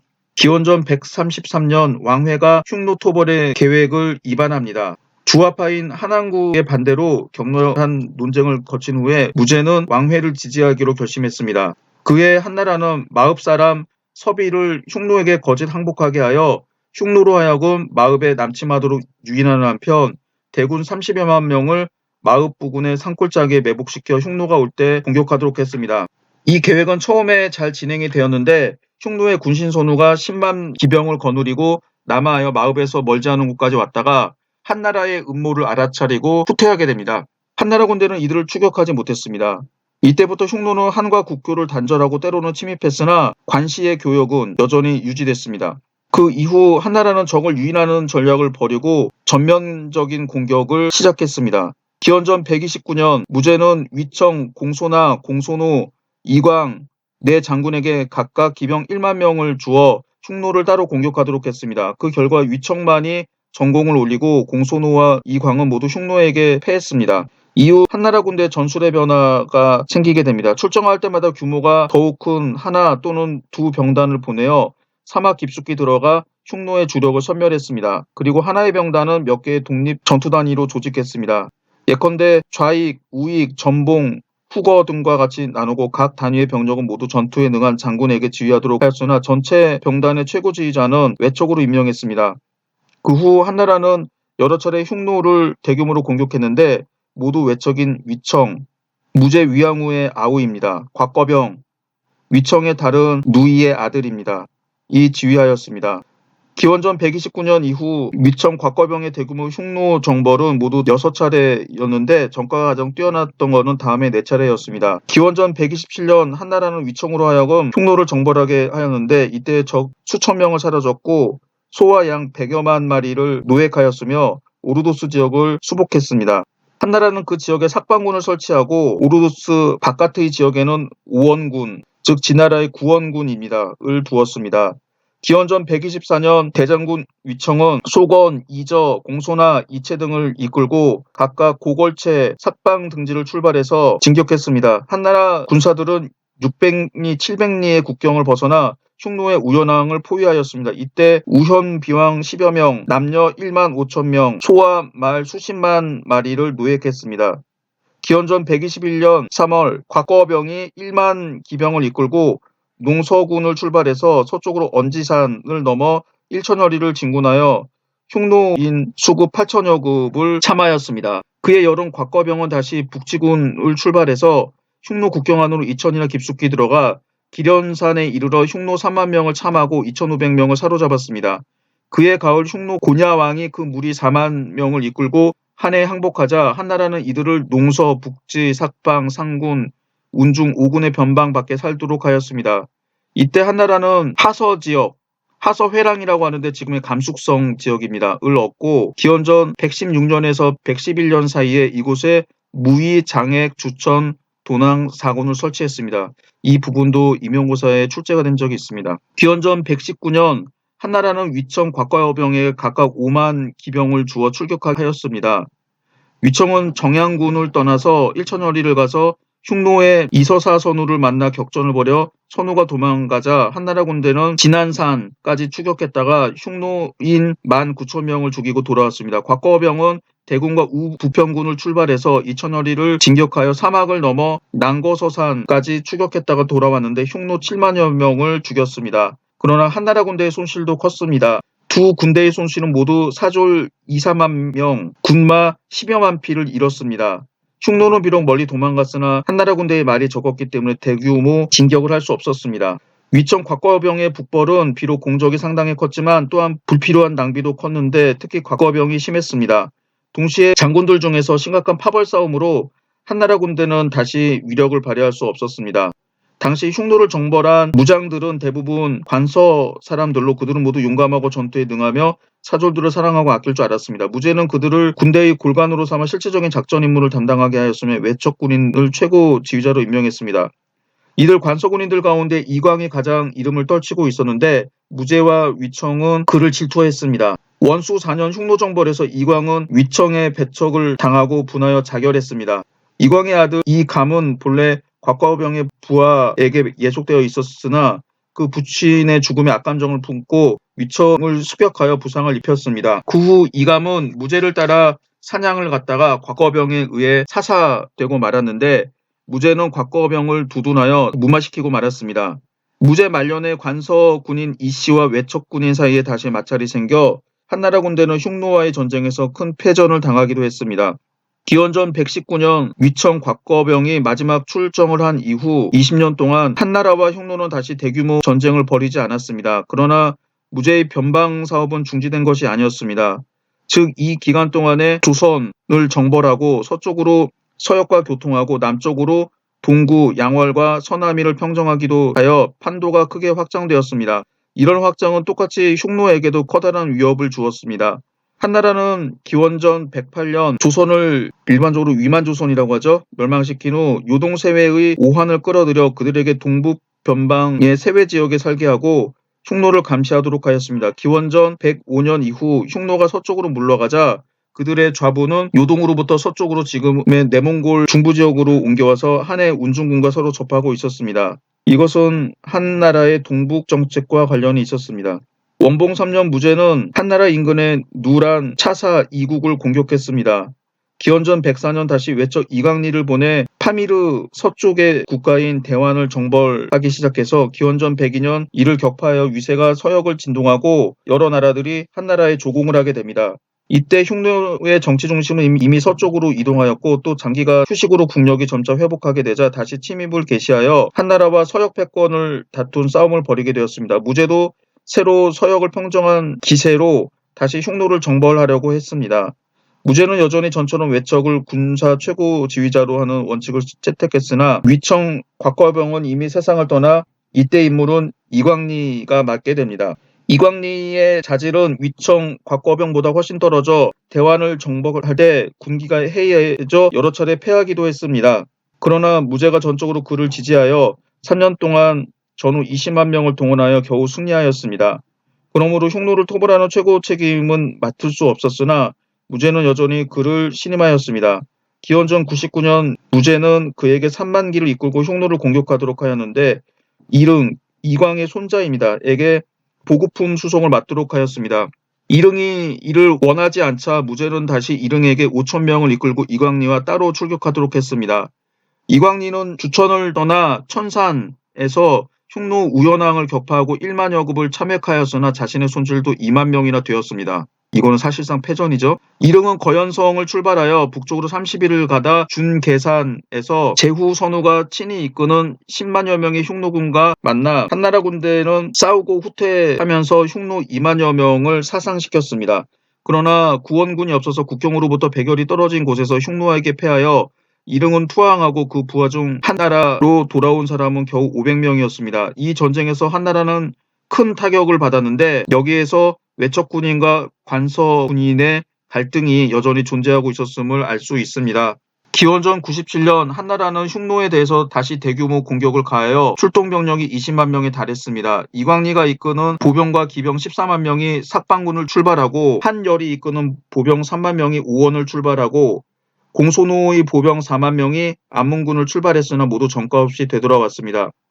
기원전 90년 한나라는 다시 이광리에게 4만 명을 이끌고 우원을 출발하게 하고 상구성이 2만 명을 이끌고 서화군을 출발하도록 하였으며 마통이 4만 이를 이끌고 주천군을 출발하여 흉노를 공격하게 했습니다.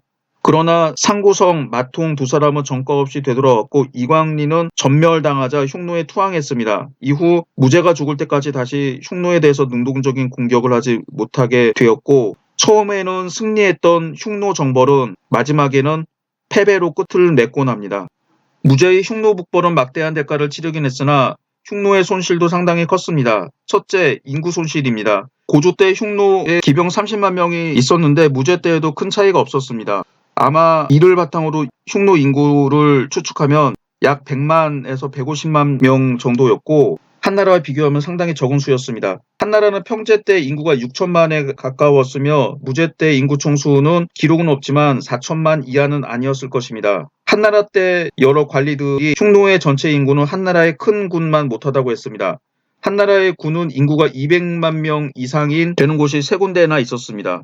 이것으로 쌍방 인구의 차이를 알 수가 있습니다. 전쟁 중에 한나라는 병력의 부족을 걱정하지 않았으나 흉노는 반대였습니다. 반드시 그렇지는 않죠. 기원전 126년부터 기원전 119년 10년 동안 흉노가 한나라의 군대에 살해되거나 포로가 된 사람 혹은 투항한 사람이 20만 명이었는데 이 숫자는 전체 흉노 인구의 7분의 1에서 5분의 1에 해당합니다. 기원전 119년 이후 한나라 군대는 오랫동안 출격하지 않아서 흉노가 휴식의 기회를 얻었으나 전성기의 국력만큼 회복할 수는 없었습니다. 그러므로 흉노 말년에 흉노가 여러 차례 한나라 군대를 물리쳤지만 대규모 침입은 불가능했습니다. 둘째, 가축의 손실이었습니다. 흉노인은 목축을 생업으로 삼아 가축은 그들의 재산이었습니다. 전시에 흉노의 가축이 한나라에 뺏기게 되는데 대략 수천만 마리에 이르게 됩니다. 이 밖에 한나라 군대가 그들을 추격했을 때 흉노의 소와 말이 도망다니거나 피로해져서 보편적으로 유산 현상이 일어났습니다. 이는 가축 수의 감소로 이어져서 흉노를 파산의 길로 떨어지도록 하였습니다. 셋째, 영토 손실입니다. 흉노는 한나라와 전쟁에서 오르도스와 하서회랑 지역의 큰 목장을 잃게 되었습니다. 그 후 다시 전쟁에서 물러나게 되어 지금의 내몽골 지역의 상당 지역도 흉노의 영토가 아니게 됩니다. 흉노의 세력 범위에서 벗어나게 됩니다. 그리고 오한 등이 흉노의 적이 되었습니다. 서쪽에서 흉노에 신속되어 있었던 서역 여러 나라들도 한나라의 세력 아래 들어가게 되었습니다. 따라서 흉노의 판도는 크게 축소되었을 뿐만 아니라 동시에 삼면에서 적을 맞게 되는 불리한 형세에 놓이게 되었습니다. 한나라의 국력도 장기 전쟁으로 많은 것을 소모했으나 흉노의 곤란은 더욱 심했습니다. 따라서 무제가 죽은 후 흉노는 화친을 회복하려고 마음먹게 되었습니다. 지금 보시는 사진은 무제의 능에 있는 마답 흉노라고 하는 조각입니다. 이 중 일부는 새로 만들었고 이 중 몇 가지는 한 무제 때 만들었다고 하는데 말이 흉노인을 밟고 있는 모습을 상징하고 있습니다. 이는 한 무제가 흉노를 격파하겠다라고 하는 의지를 담고 있음과 동시에 무제시대 때 흉노 원정에서 승리한 전공을 상징하고 있는 조각품입니다. 이어서 한 무제의 대외 업적 중에 비단길의 개통과 서역 경영이 있습니다. 한초 서역은 흉노에 속했습니다. 흉노 서쪽 변방의 일추광은 동복도위를 두어 서역을 관리하도록 했으며 항상 위수, 위려, 언기국 등에 머무르면서 여러 나라로부터 세금을 징수하여 본국의 재정적인 뒷받침이 되게 했습니다. 그리고 하서회랑의 지역도 흉노가 점령했는데 중국과 서역의 교통로가 차단되었습니다. 무제가 즉위해서 흉노 토벌을 준비할 때 본래 하서회랑 지역에 거주하고 있었던 월지국이 흉노에게 정복된 후 일부 사람들이 도망가서 서역으로 가서 또 다른 월지국, 이를 대월지라고 합니다. 을 세우고 흉노를 보복한다는 말을 들었습니다. 기원전 138년 무제는 장관을 서역에 보내 대월지와 연락하여 흉노를 협공하려고 했습니다. 그러나 그는 막 국경을 벗어났을 때 흉노에게 포로가 되어 10년 동안 억류되어 있다가 기회를 얻어 탈출하여 서쪽에 있는 대환에 있다가 후에 대월지에 도착하게 되었습니다. 월지는 흉노의 묵돌선우에게 격파된 후 문제 때 다시 흉노의 노상선우에 철도한 소탕을 당해서 국토를 잃게 되었습니다. 많은 월지인들이 서쪽으로 도망가게 되었고 도망가지 못한 월지는 흉노에 노역당했는데 이를 소월지라고 불렀습니다. 서쪽으로 도망간 월지는 지금의 1, 2강 유역에서 대월지를 세웠습니다. 장건이 흉노에 억류되어 있을 때 대월지는 유목민 오손의 공격을 받았습니다. 대월지는 더 서쪽으로 이동하여 박트리아 지역을 점령하고 아무강 북쪽에서 다시 나라를 세웠습니다. 박트리아는 대월지에 신속되었습니다. 장건이 대월지에 이르렀을 때 월지는 환경이 좋아져서 이미 복수할 생각을 잃었습니다.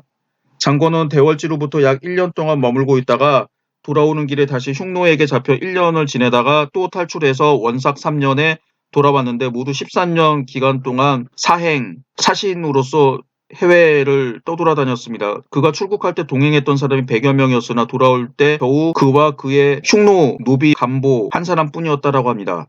에다가 한 명이 더 있습니다. 장건과 결혼했던 흉노 아내입니다. 장건은 사명을 달성하지 못했으나 서역 내부의 사정을 한나라가 명확히 알게 됩니다.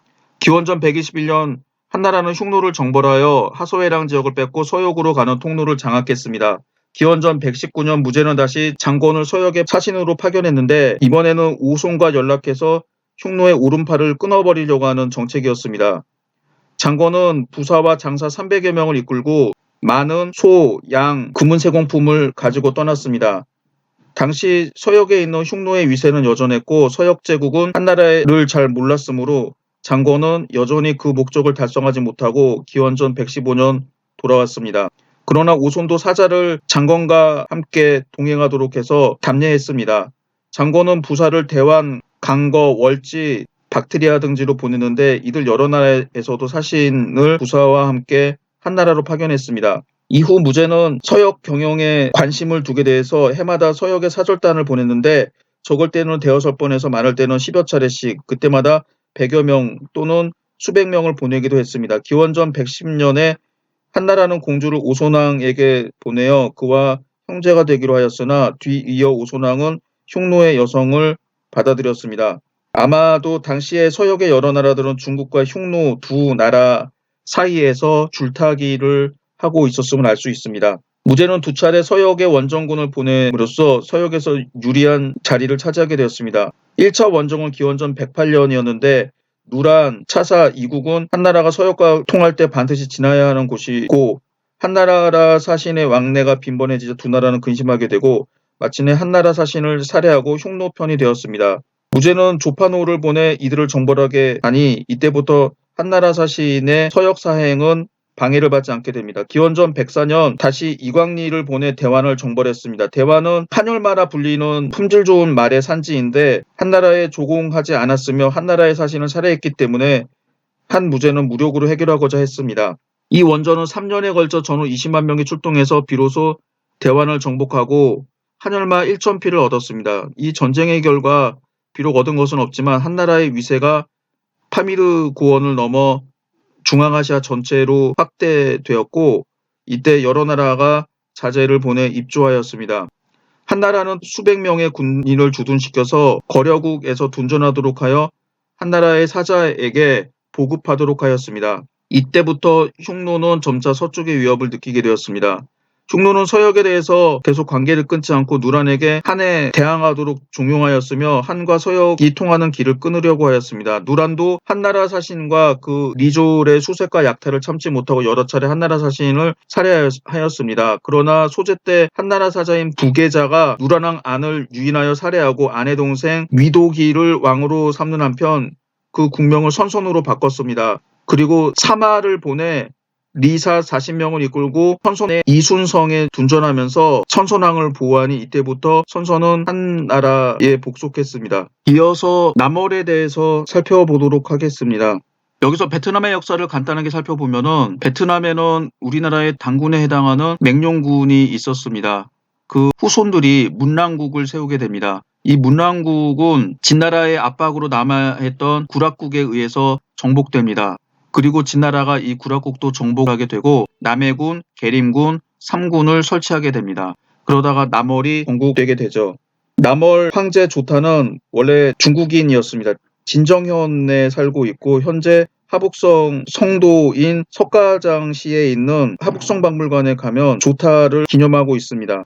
진대에는 남해군 용천영의 현령이었습니다. 진 2세 때 군 위인 임효가 죽자 조타가 그 자리를 이어받아 스스로 지키면서 진나라와 왕래를 단절하였습니다. 진나라가 망하자 조타는 다시 계림 상군을 공격하여 함락하고 스스로 남월 무제가 되었습니다. 고조가 중국을 통일한 후 원정할 힘이 없었으므로 기원전 196년 육가를 보내서 조타를 남월왕으로 책봉했습니다. 그러나 실제로는 황제를 자칭하게 됩니다. 조타는 여태우 말년에 황제라 자칭하고 장사국의 변경을 침입하여 여러 현을 점령했습니다. 여태우는 이를 토벌했으나 사졸들이 병에 걸려 성과를 거두지 못하고 중지했으므로 남월은 이때부터 세력이 커졌습니다. 조타가 기원전 137년 죽고 손자 호가 계위하였습니다. 호는 아들 영제에게, 영제는 그의 아들 흥에게 자리를 물려주었습니다. 흥의 태후 묘씨가 부정하여 백성들이 그녀를 따르지 않자 태후는 한나라의 세력을 빌어 내부를 진압하려고 흥에게 입조를 권했습니다. 그때 재상 여가가 다소의 지지를 얻어 입조를 반대하였고 이 때문에 태후와 사이가 좋지 않았습니다. 기원전 112년 여가가 모반하여 흥과 태후 및 한나라의 사자를 죽이고 영제의 손자 건덕을 왕으로 삼았습니다. 한나라는 노박덕, 양복 등에게 수군을 이끌고 계양군, 예장군을 출발해서 남하를 공격하게 했습니다. 그 다음에 노박덕, 양복은 석문에서 만나 번우, 지금의 광동성 광동시입니다.로 진격하자 여가와 건덕은 바다로 도망가다가 한나라에 붙잡혔습니다. 그래서 남월이 멸망하고 맙니다. 한나라는 그곳에 구군, 즉 남해군, 창호군, 울림군, 하포군, 주해군, 담이군, 교지군, 구진군, 일남군을 두었습니다. 이후 후한시대의 일을 잠깐 살펴보면은 광무제 건무 16년 즉 기원후 40년에 교지의 여걸인 징칙과 그 여동생 징이가 반란을 일으켰습니다. 구진, 일남, 하포 등 여러 군이 이에 호응했습니다. 징칙은 65성을 점령하고 자립해서 왕이 되었습니다. 건무 18년 즉 기원후 42년 한나라는 마원에게 징이 징칙 자매를 토벌하도록 했습니다. 한나라 군대는 하포 해안에서 산을 뚫어 길을 만들어 서쪽으로 1천여리나 가서 낭박, 지금의 베트남 동간이라고 하는 지역인데 거기에서 반란군을 크게 격파했습니다. 다음에 징칙 징이 자매를 죽이고 낙양으로 수급을 보냈으나 마원의 부하 2만 명은 질병에 걸려 되돌아온 사람은 겨우 반밖에 안 됐습니다. 이어서 무제는 지금의 절강성 지역에 있었던 동구를 강회 지역으로 이주시키고 백어를 정복하게 됩니다. 그리고 이 지역을 회계군에 편입시키고 야현을 설치하게 됩니다. 이어서 지금의 운남 귀주 지역에 있는 서남이를 정복해서 연방, 준, 작, 야랑, 전 등을 항복받거나 정복했습니다. 그리고 이 지역에 6개의 군을 설치하게 되고 익주에 편입시켰습니다. 기원전 108년에는 고조선을 정복하게 됩니다. 이처럼 흉노를 격파하고 영토를 배로 늘리는 정책을 하게 되는데 이때 많은 비용이 발생하게 됩니다. 무제 자신의 사치스러운 생활, 궁전을 신축, 증축한다든지 그런 문제를 제외한다라고 하더라도 군사 비용, 전쟁 비용이 엄청나게 많이 들게 되죠. 그래서 이미 한 무제 시기에는 흉노 원정에 막대한 비용이 지출이 돼서 할아버지였던 문제, 아버지였던 경제시대 때 쌓아놨던 30년 이상 버틸 수 있는 재정 수입이 다 사라지게 됩니다. 이제 돈이 없어지니까는 재정 수입 확보를 위해서 여러 가지 정책을 사용합니다. 그래서 재정 확보책으로 했던 게 오수전 발행, 소금과 철의 전매, 균수법과 평준법 실시, 산민과 고민령 등 여러 가지 정책을 취하게 됩니다. 이 부분은 시험에 자주 나오는 정책입니다. 오수전이라고 하는 화폐를 발행하는 게 왜 재정확보책이냐라고 물어볼 수도 있는데 전에도 잠깐 이야기를 했던 화폐를 발행한다라고 하는 거는 정부 입장에서 관노비를 동원하기 때문에 생산비가 전혀 들지 않습니다. 그래서 화폐를 발행한 만큼 백성들이 화폐를 구입하면서 현물이 생기죠. 예를 들어서 1억 원어치 화폐를 발행해서 시장에 유통을 시키면 1억 원어치의 현물이 생깁니다.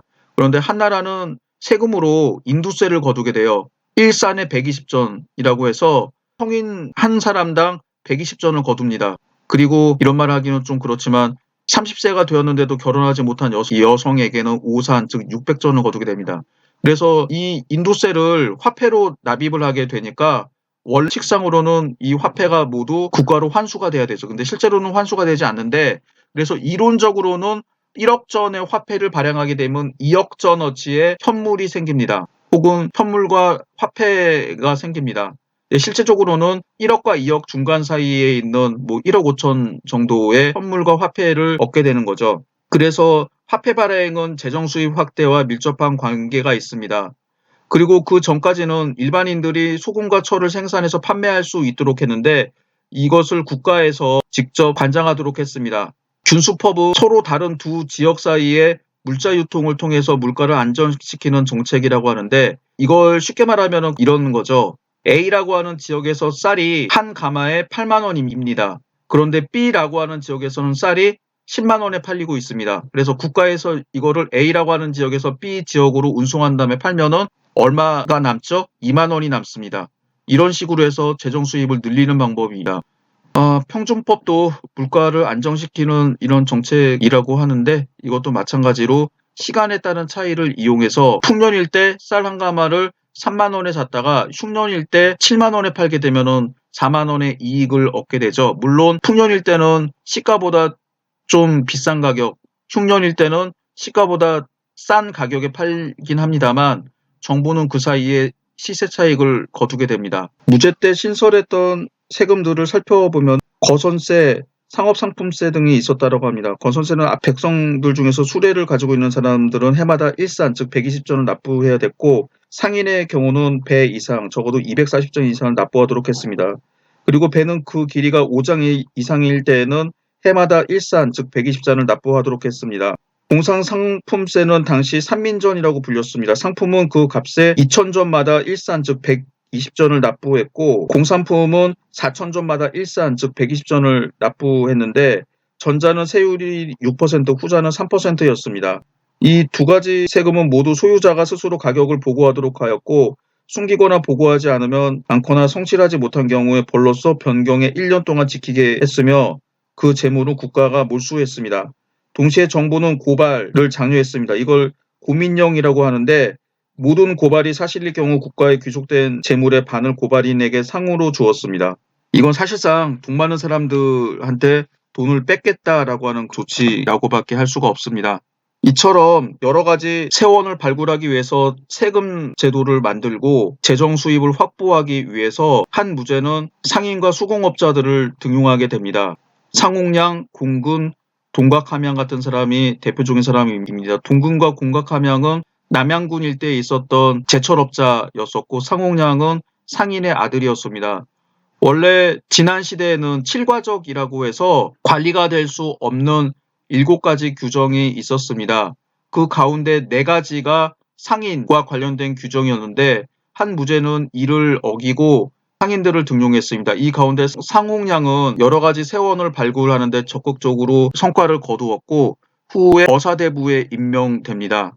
이때 재원 개발의 한 방법으로 매관매직이 있었습니다. 이거는 무공작이라고 하는데 기원전 123년에 시작되었습니다. 정부에서 무공작 11등급을 설치해서 매 등급당 정가를 17만 전으로 정하고, 백성은 7등급까지 자기를 사면 관리로 임명할 수 있었고, 유죄이면 2등급을 감하였습니다. 이 밖에 재산을 헌납하면 낭이 될 수 있고, 공물을 헌납하면 관리가 되거나 속죄할 수 있었습니다. 이런 방법을 실시를 하게 되는데, 그만큼 돈이 부족했다라고 하는 것을 알 수가 있습니다. 이러한 정책에 가장 피해를 본 사람들은 농민의 피폐입니다. 그 대부분의 농민들이 경제적으로 파산하거나 재산이 줄어들거나 살기 힘들게 되죠. 이는 재민지배 체제의 붕괴에 기여했다라고 합니다. 물론 재민지배 체제가 이미 한나라 초기부터 붕괴했다라고 하는 학설도 있는데, 그리고 호족이 대두하게 됩니다. 지방 세력이었던 호족이 이런 어수선한 틈을 타서 토지를 확대하면서 대토지 소유로 거듭나게 되고, 이들이 신나라 말기에 반란에 참여하게 되고, 남양군의 호족이었던 유수, 후에 광무제가 되죠. 이 사람을 중심으로 해서 후한을 개창하게 됩니다. 그래서 후한을 호족연합정권이라고 불리게 되는데, 그 다음에 사실상 후한의 지배층으로 부상하게 됩니다. 그 다음에 유협, 즉 깡패들이 활개를 치게 됩니다. 이때 곽해라고 하는 사람이 대표적인 유협으로 활동했으며, 사마천은 이 유협들의 활동이 너무나 인상이 깊었는지 사기에 유협열전을 따로 두었을 정도였습니다. 무제시대 말년에는 흉노 대외원종을 뒷받침하기 위한 재정 수입 확대를 위해서 폭정을 하게 되죠. 그리고 흉노와의 여러 차례 전쟁에서 패하게 됩니다. 그리고 국력의 지나친 낭비로 피폐해진 상황에서 기근과 도적이 난무하는 현상이 나타나서 무제 말년에는 전국의 인구가 초년에 비해서 절반으로 감소되었다라고 합니다. 게다가 무제는 말년에 미신을 믿었습니다. 무제는 신선을 믿고 방사들을 초청해서 신사를 건축하는 데 막대한 금전을 소비했습니다. 그리고 말년에 그 믿음은 더욱 깊어졌습니다. 불로장생의 약을 구하기 위해서였습니다. 그러다가 나중에 신임했던 무당 강충이 황태자를 제거하기 위해서 황태자를 무고하게 되고 이 때문에 무고해화가 발생하게 되면서 결국은 나라가 망하게 됩니다. 기원전 91년 무제는 몸이 아팠는데 강충은 무제의 병이 어떤 사람이 목우, 나무 인형인데 이걸 고라고 합니다. 를 땅에 묻고 저주한 때문이라고 하였습니다. 이에 무제는 강충에게 저주자를 색출하도록 하니 수만 명이 피살되었습니다. 강충은 본래 태자 거와 사이가 좋지 않아서 그가 관련된 것이라고 무고하였고 이에 태자는 군대를 일으켜 강충을 죽이고 마침내 장안성에서 승상인 유굴리와 지휘하는 군대와 시가전을 벌였습니다. 이때 수만 명이 죽었습니다. 태자는 패하여 죽고 황후인 위시도 자살하였습니다. 대외 전쟁의 실패와 국내의 불안 가정의 참변 때문에 무제는 후회하고 정신을 차리게 되었습니다. 기원전 89년 무제는 모든 방사를 해산시키고 신선을 믿지 않았습니다. 그리고 조서를 내려 서역에 있는 윤대에 주둔하던 군대를 파하도록 합니다. 이것이 유명한 윤대의 조서입니다. 윤대의 조서를 간단하게 읽어보도록 하겠습니다. 황제께서 조칙을 내려 과거의 후회스러운 일에 대해 깊이 토로하며 이렇게 말했다. 지난번에 관리들이 상주하기를 백성들의 부세를 1인당 30전씩 증액하여 변방의 비용을 보조하도록 했으나 이는 노인과 병약한 사람 또 고아와 독신자들을 더욱 힘들게 할 뿐이었다. 그런데 지금 다시 윤대에 사주를 파견해 둔정하도록 청하고 있다. 윤대는 차사에서 서쪽으로 천열이 떨어져 있지 않은가. 지난번 계룡우가 차사를 공격할 때 위수, 위리, 누란 등 6국의 자제로서 그동안 장안에 있던 자들이 모두 먼저 귀국하여 자신들의 비축된 식량을 내어서 한나라 군대를 맞이하였다.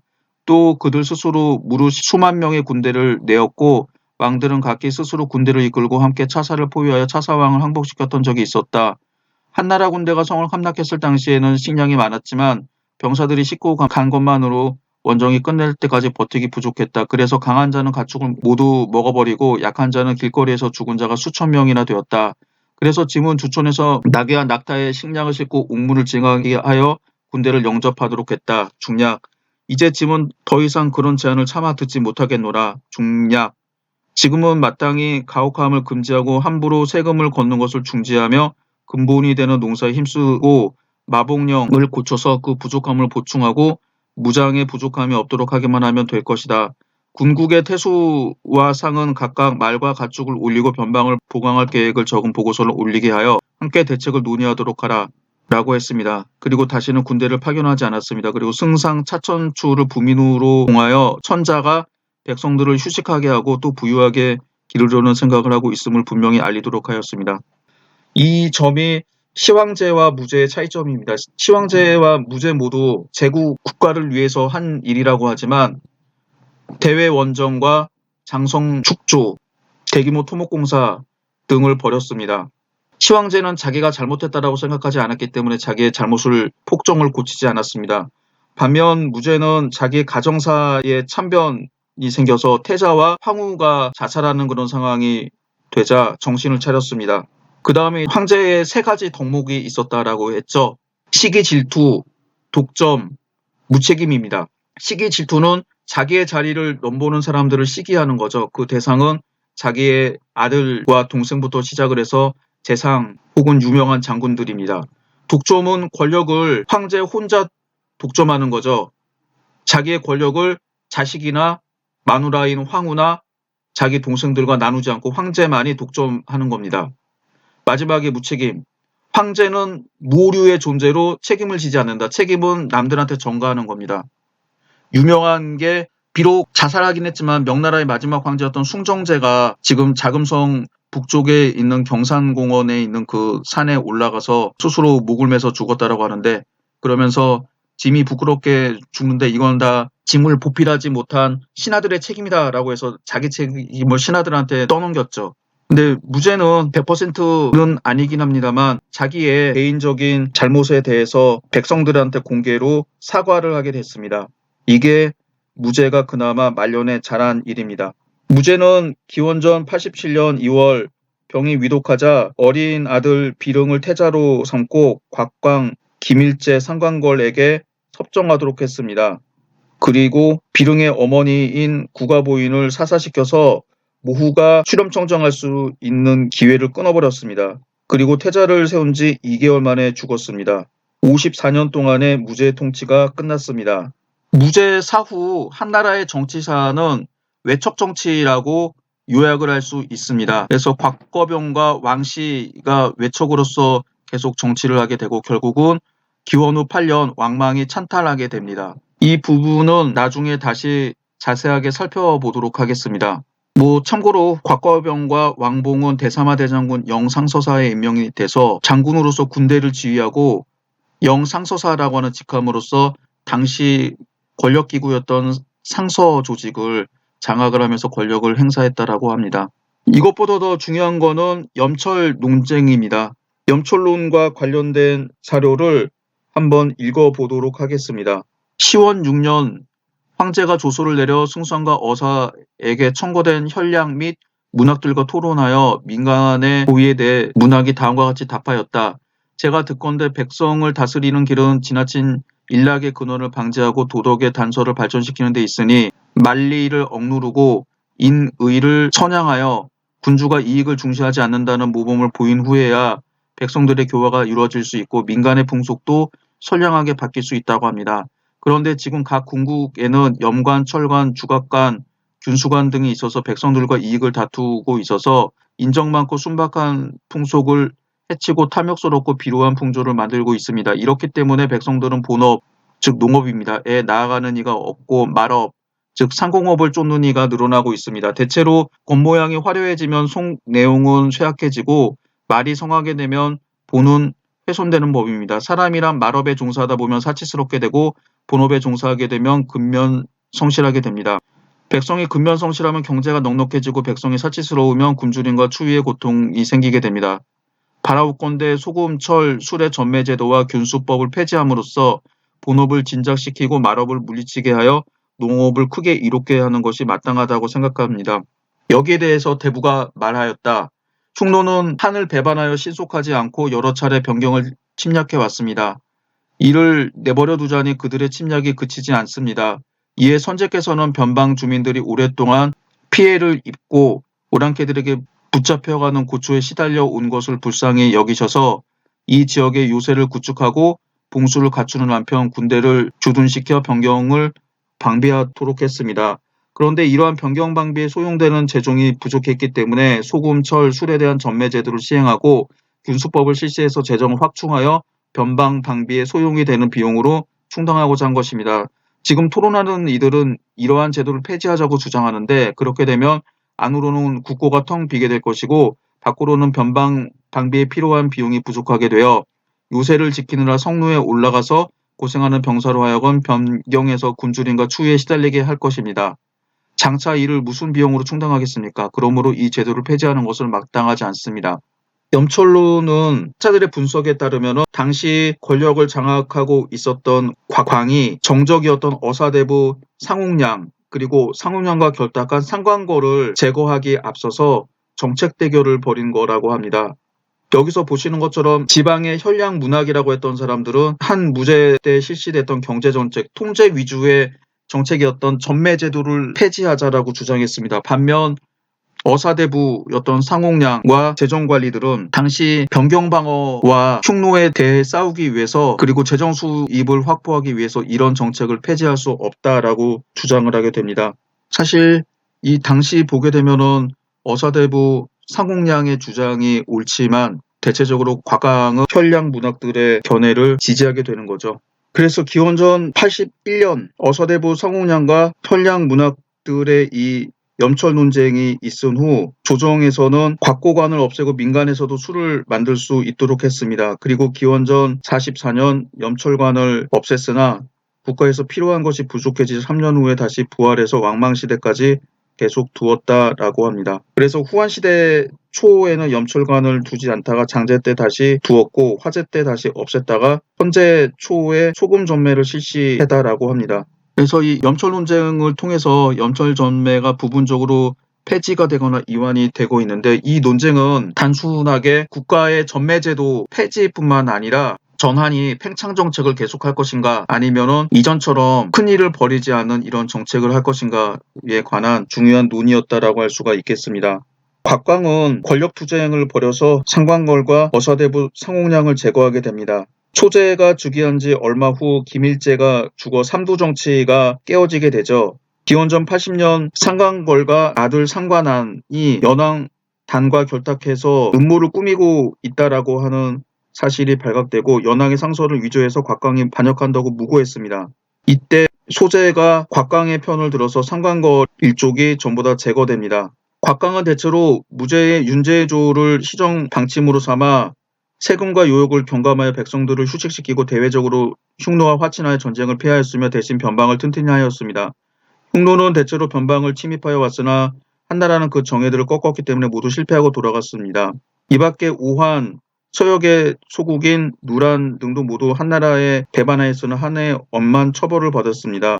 그리고 무제 때 확대된 지역을 더욱 개간하여 옥토로 만들었습니다. 그래서 한나라도 소제 때부터 평화로운 시대로 들어서게 됩니다. 기원전 74년 소제가 죽었습니다. 제위 13년 동안 21세의 나이로 죽었는데 아들이 없었으므로 곽광은 무제의 손자인 창업항 하를 맞아들여 황제로 옹립했습니다. 창업항 하는 황제가 된 후 음란하고 절대가 없었으며 또 옛 창업의 관리들을 장안에 오게 해서 요직을 주었습니다. 따라서 조정 대신들의 불만을 사게 되었습니다. 6월 말에 곽광은 태후의 이름으로 창업왕 하를 폐위시켰습니다. 그 다음 달 곽광은 무제의 증손인 병이를 세웠습니다. 병이는 태자 거의 손자로 부인의 이름은 진이었는데 무고의 옥으로 죽었습니다. 당시 병이는 출생한 지 몇 달 안 되었기 때문에 정의감 병길의 도움으로 그의 할머니 가문인 사씨에게 넘겨 양육되었습니다. 그 후 한나라 조정은 그의 황족 지위를 회복시켜줬습니다. 그는 총명하고 학문을 좋아했으며 자라면서 유학을 배우고 천하를 주유하기 좋아했습니다. 창업항 하가 폐위되자 그는 병길의 추천으로 황제의 자리에 올랐습니다. 이때 그의 나이 18세입니다. 이 사람이 선제입니다. 선제 즉위 초 몇 년 동안은 곽광이 계속 섭정했으나 기원전 68년 곽광이 죽자 선제가 직접 친정했습니다. 그러나 곽광의 세력도 여전히 커서 곽광의 부인인 곽현, 아들인 곽우, 질손인 곽산 등은 모두 사치스럽고 방종했습니다. 기원전 66년 곽씨가 모반에서 살해되자 선제는 비로소 장애물을 제거했습니다. 선제는 원래 민간사회에서 성장했기 때문에 백성들의 고통과 관리의 비행을 잘 알고 있었습니다. 그러므로 그는 친정을 시작한 이후 밝은 정치에 노력했고 국정을 승상에게 넘기고 그 자신은 대강만을 총남하여 무제 일에 승상을 불신하던 패풍도 바로잡았습니다. 당시 저명했던 현명한 재상으로 위상 병길이 있었는데 한초의 소하 조참에 비견될 정도로 유능했다라고 합니다. 선제는 지방관, 즉 군태수나 왕국의 상을 임명할 때 신중했고 일단 임명하면 쉽게 바꾸지 않았습니다. 지방관인 조광안, 장창, 한현수, 황폐, 주읍, 공수들도 모두 뛰어난 인물이었습니다. 선제의 정치 원칙은 종획, 명실, 신상필법이라고 하는 법가적 성격을 띠고 있었으나 유학자들과 친해서 당시 승상 어사대부인 채의, 위현, 소망지 등은 모두 유학자였습니다. 그러므로 선제시대의 정치는 너그럽지도 않고 참혹하지도 않아서 한나라 정치가 잘 되었다라고 볼 수 있습니다. 정치 인재가 많은 것도 역대 역사에서 드물 일이었습니다. 그리고 한나라의 강적인 흉노도 자연재해와 내란 때문에 한나라에 굴복했습니다. 기원전 51년 흉노의 호하냐 선유가 입조했는데 이것은 중국 역사에서도 아주 드문 예입니다. 가장 강력한 유목국가의 우두머리가 중국 왕조의 조정에 와서 신하라고 칭하는 것은 거의 없었던 일이었죠. 이것은 선제시대에 가장 큰 영예이자 업적이라고 할 수 있습니다. 또 장군 조충국은 서강에 반란을 평정하였습니다. 그래서 어떤 사람들은 선제 시기가 한 제국의 최전성기라고 보기도 합니다. 그러나 선제에는 외척과 환관을 등용한 단점이 있었습니다. 한데 모후나 태후 외척의 지위는 역사상 드물게 존중과 우대를 받았습니다. 한초부터 외척과 황씨는 거의 일체가 돼 세워 소위 외척 정치를 이루었는데 여태후 때의 여씨들이 대표적인 예입니다. 외척이 정치에 관여하는 기풍은 계속되어 경제시대의 두영, 무제시대의 전부는 모두 지위가 높고 권세가 있었으며 특히 곽광은 황제의 대리인까지 되었습니다. 선제는 즉위 후 비록 곽씨를 죽였으나 조모 사양제의 동생 사고와 황제 허씨의 종부 허연수를 여전히 중용했습니다. 환관에 대한 신임은 무제 때 시작되었습니다. 무제는 말년에 후궁에 빠져 신하들과 만나지 않고 환관에게 조령과 장주를 출납하게 하여 환관의 권세가 커지기 시작했습니다. 선제 때의 환관인 홍공과 석현이 중요한 일을 맡았으며 그들은 선제가 죽은 후 큰 파란을 일으켰습니다. 이후 즉위한 원제는 유학을 장려했습니다. 유교 관료를 대거 등용했고 유교 의례를 관철했습니다. 그 다음에 교사제를 실시하고 궁극묘를 폐지했습니다. 천자칠묘제, 명당건설, 삼년상 등 유교 윤리를 권장한 것도 바로 원제 시기입니다. 그래서 원제 이후에 중국의 관리들, 지배층의 성격이 유학자로 크게 바뀌었다라고 할 수 있습니다. 원제 사후 어린 성제가 즉위하게 되는데 이때 외척 왕씨가 권력을 장악을 하게 됩니다. 그 이후 왕망이 찬탈하게 되는데 이 부분은 생략을 하고 다음 수업 시간에 구체적으로 살펴보도록 하겠습니다. 이상으로 수업을 마치겠습니다. 감사합니다.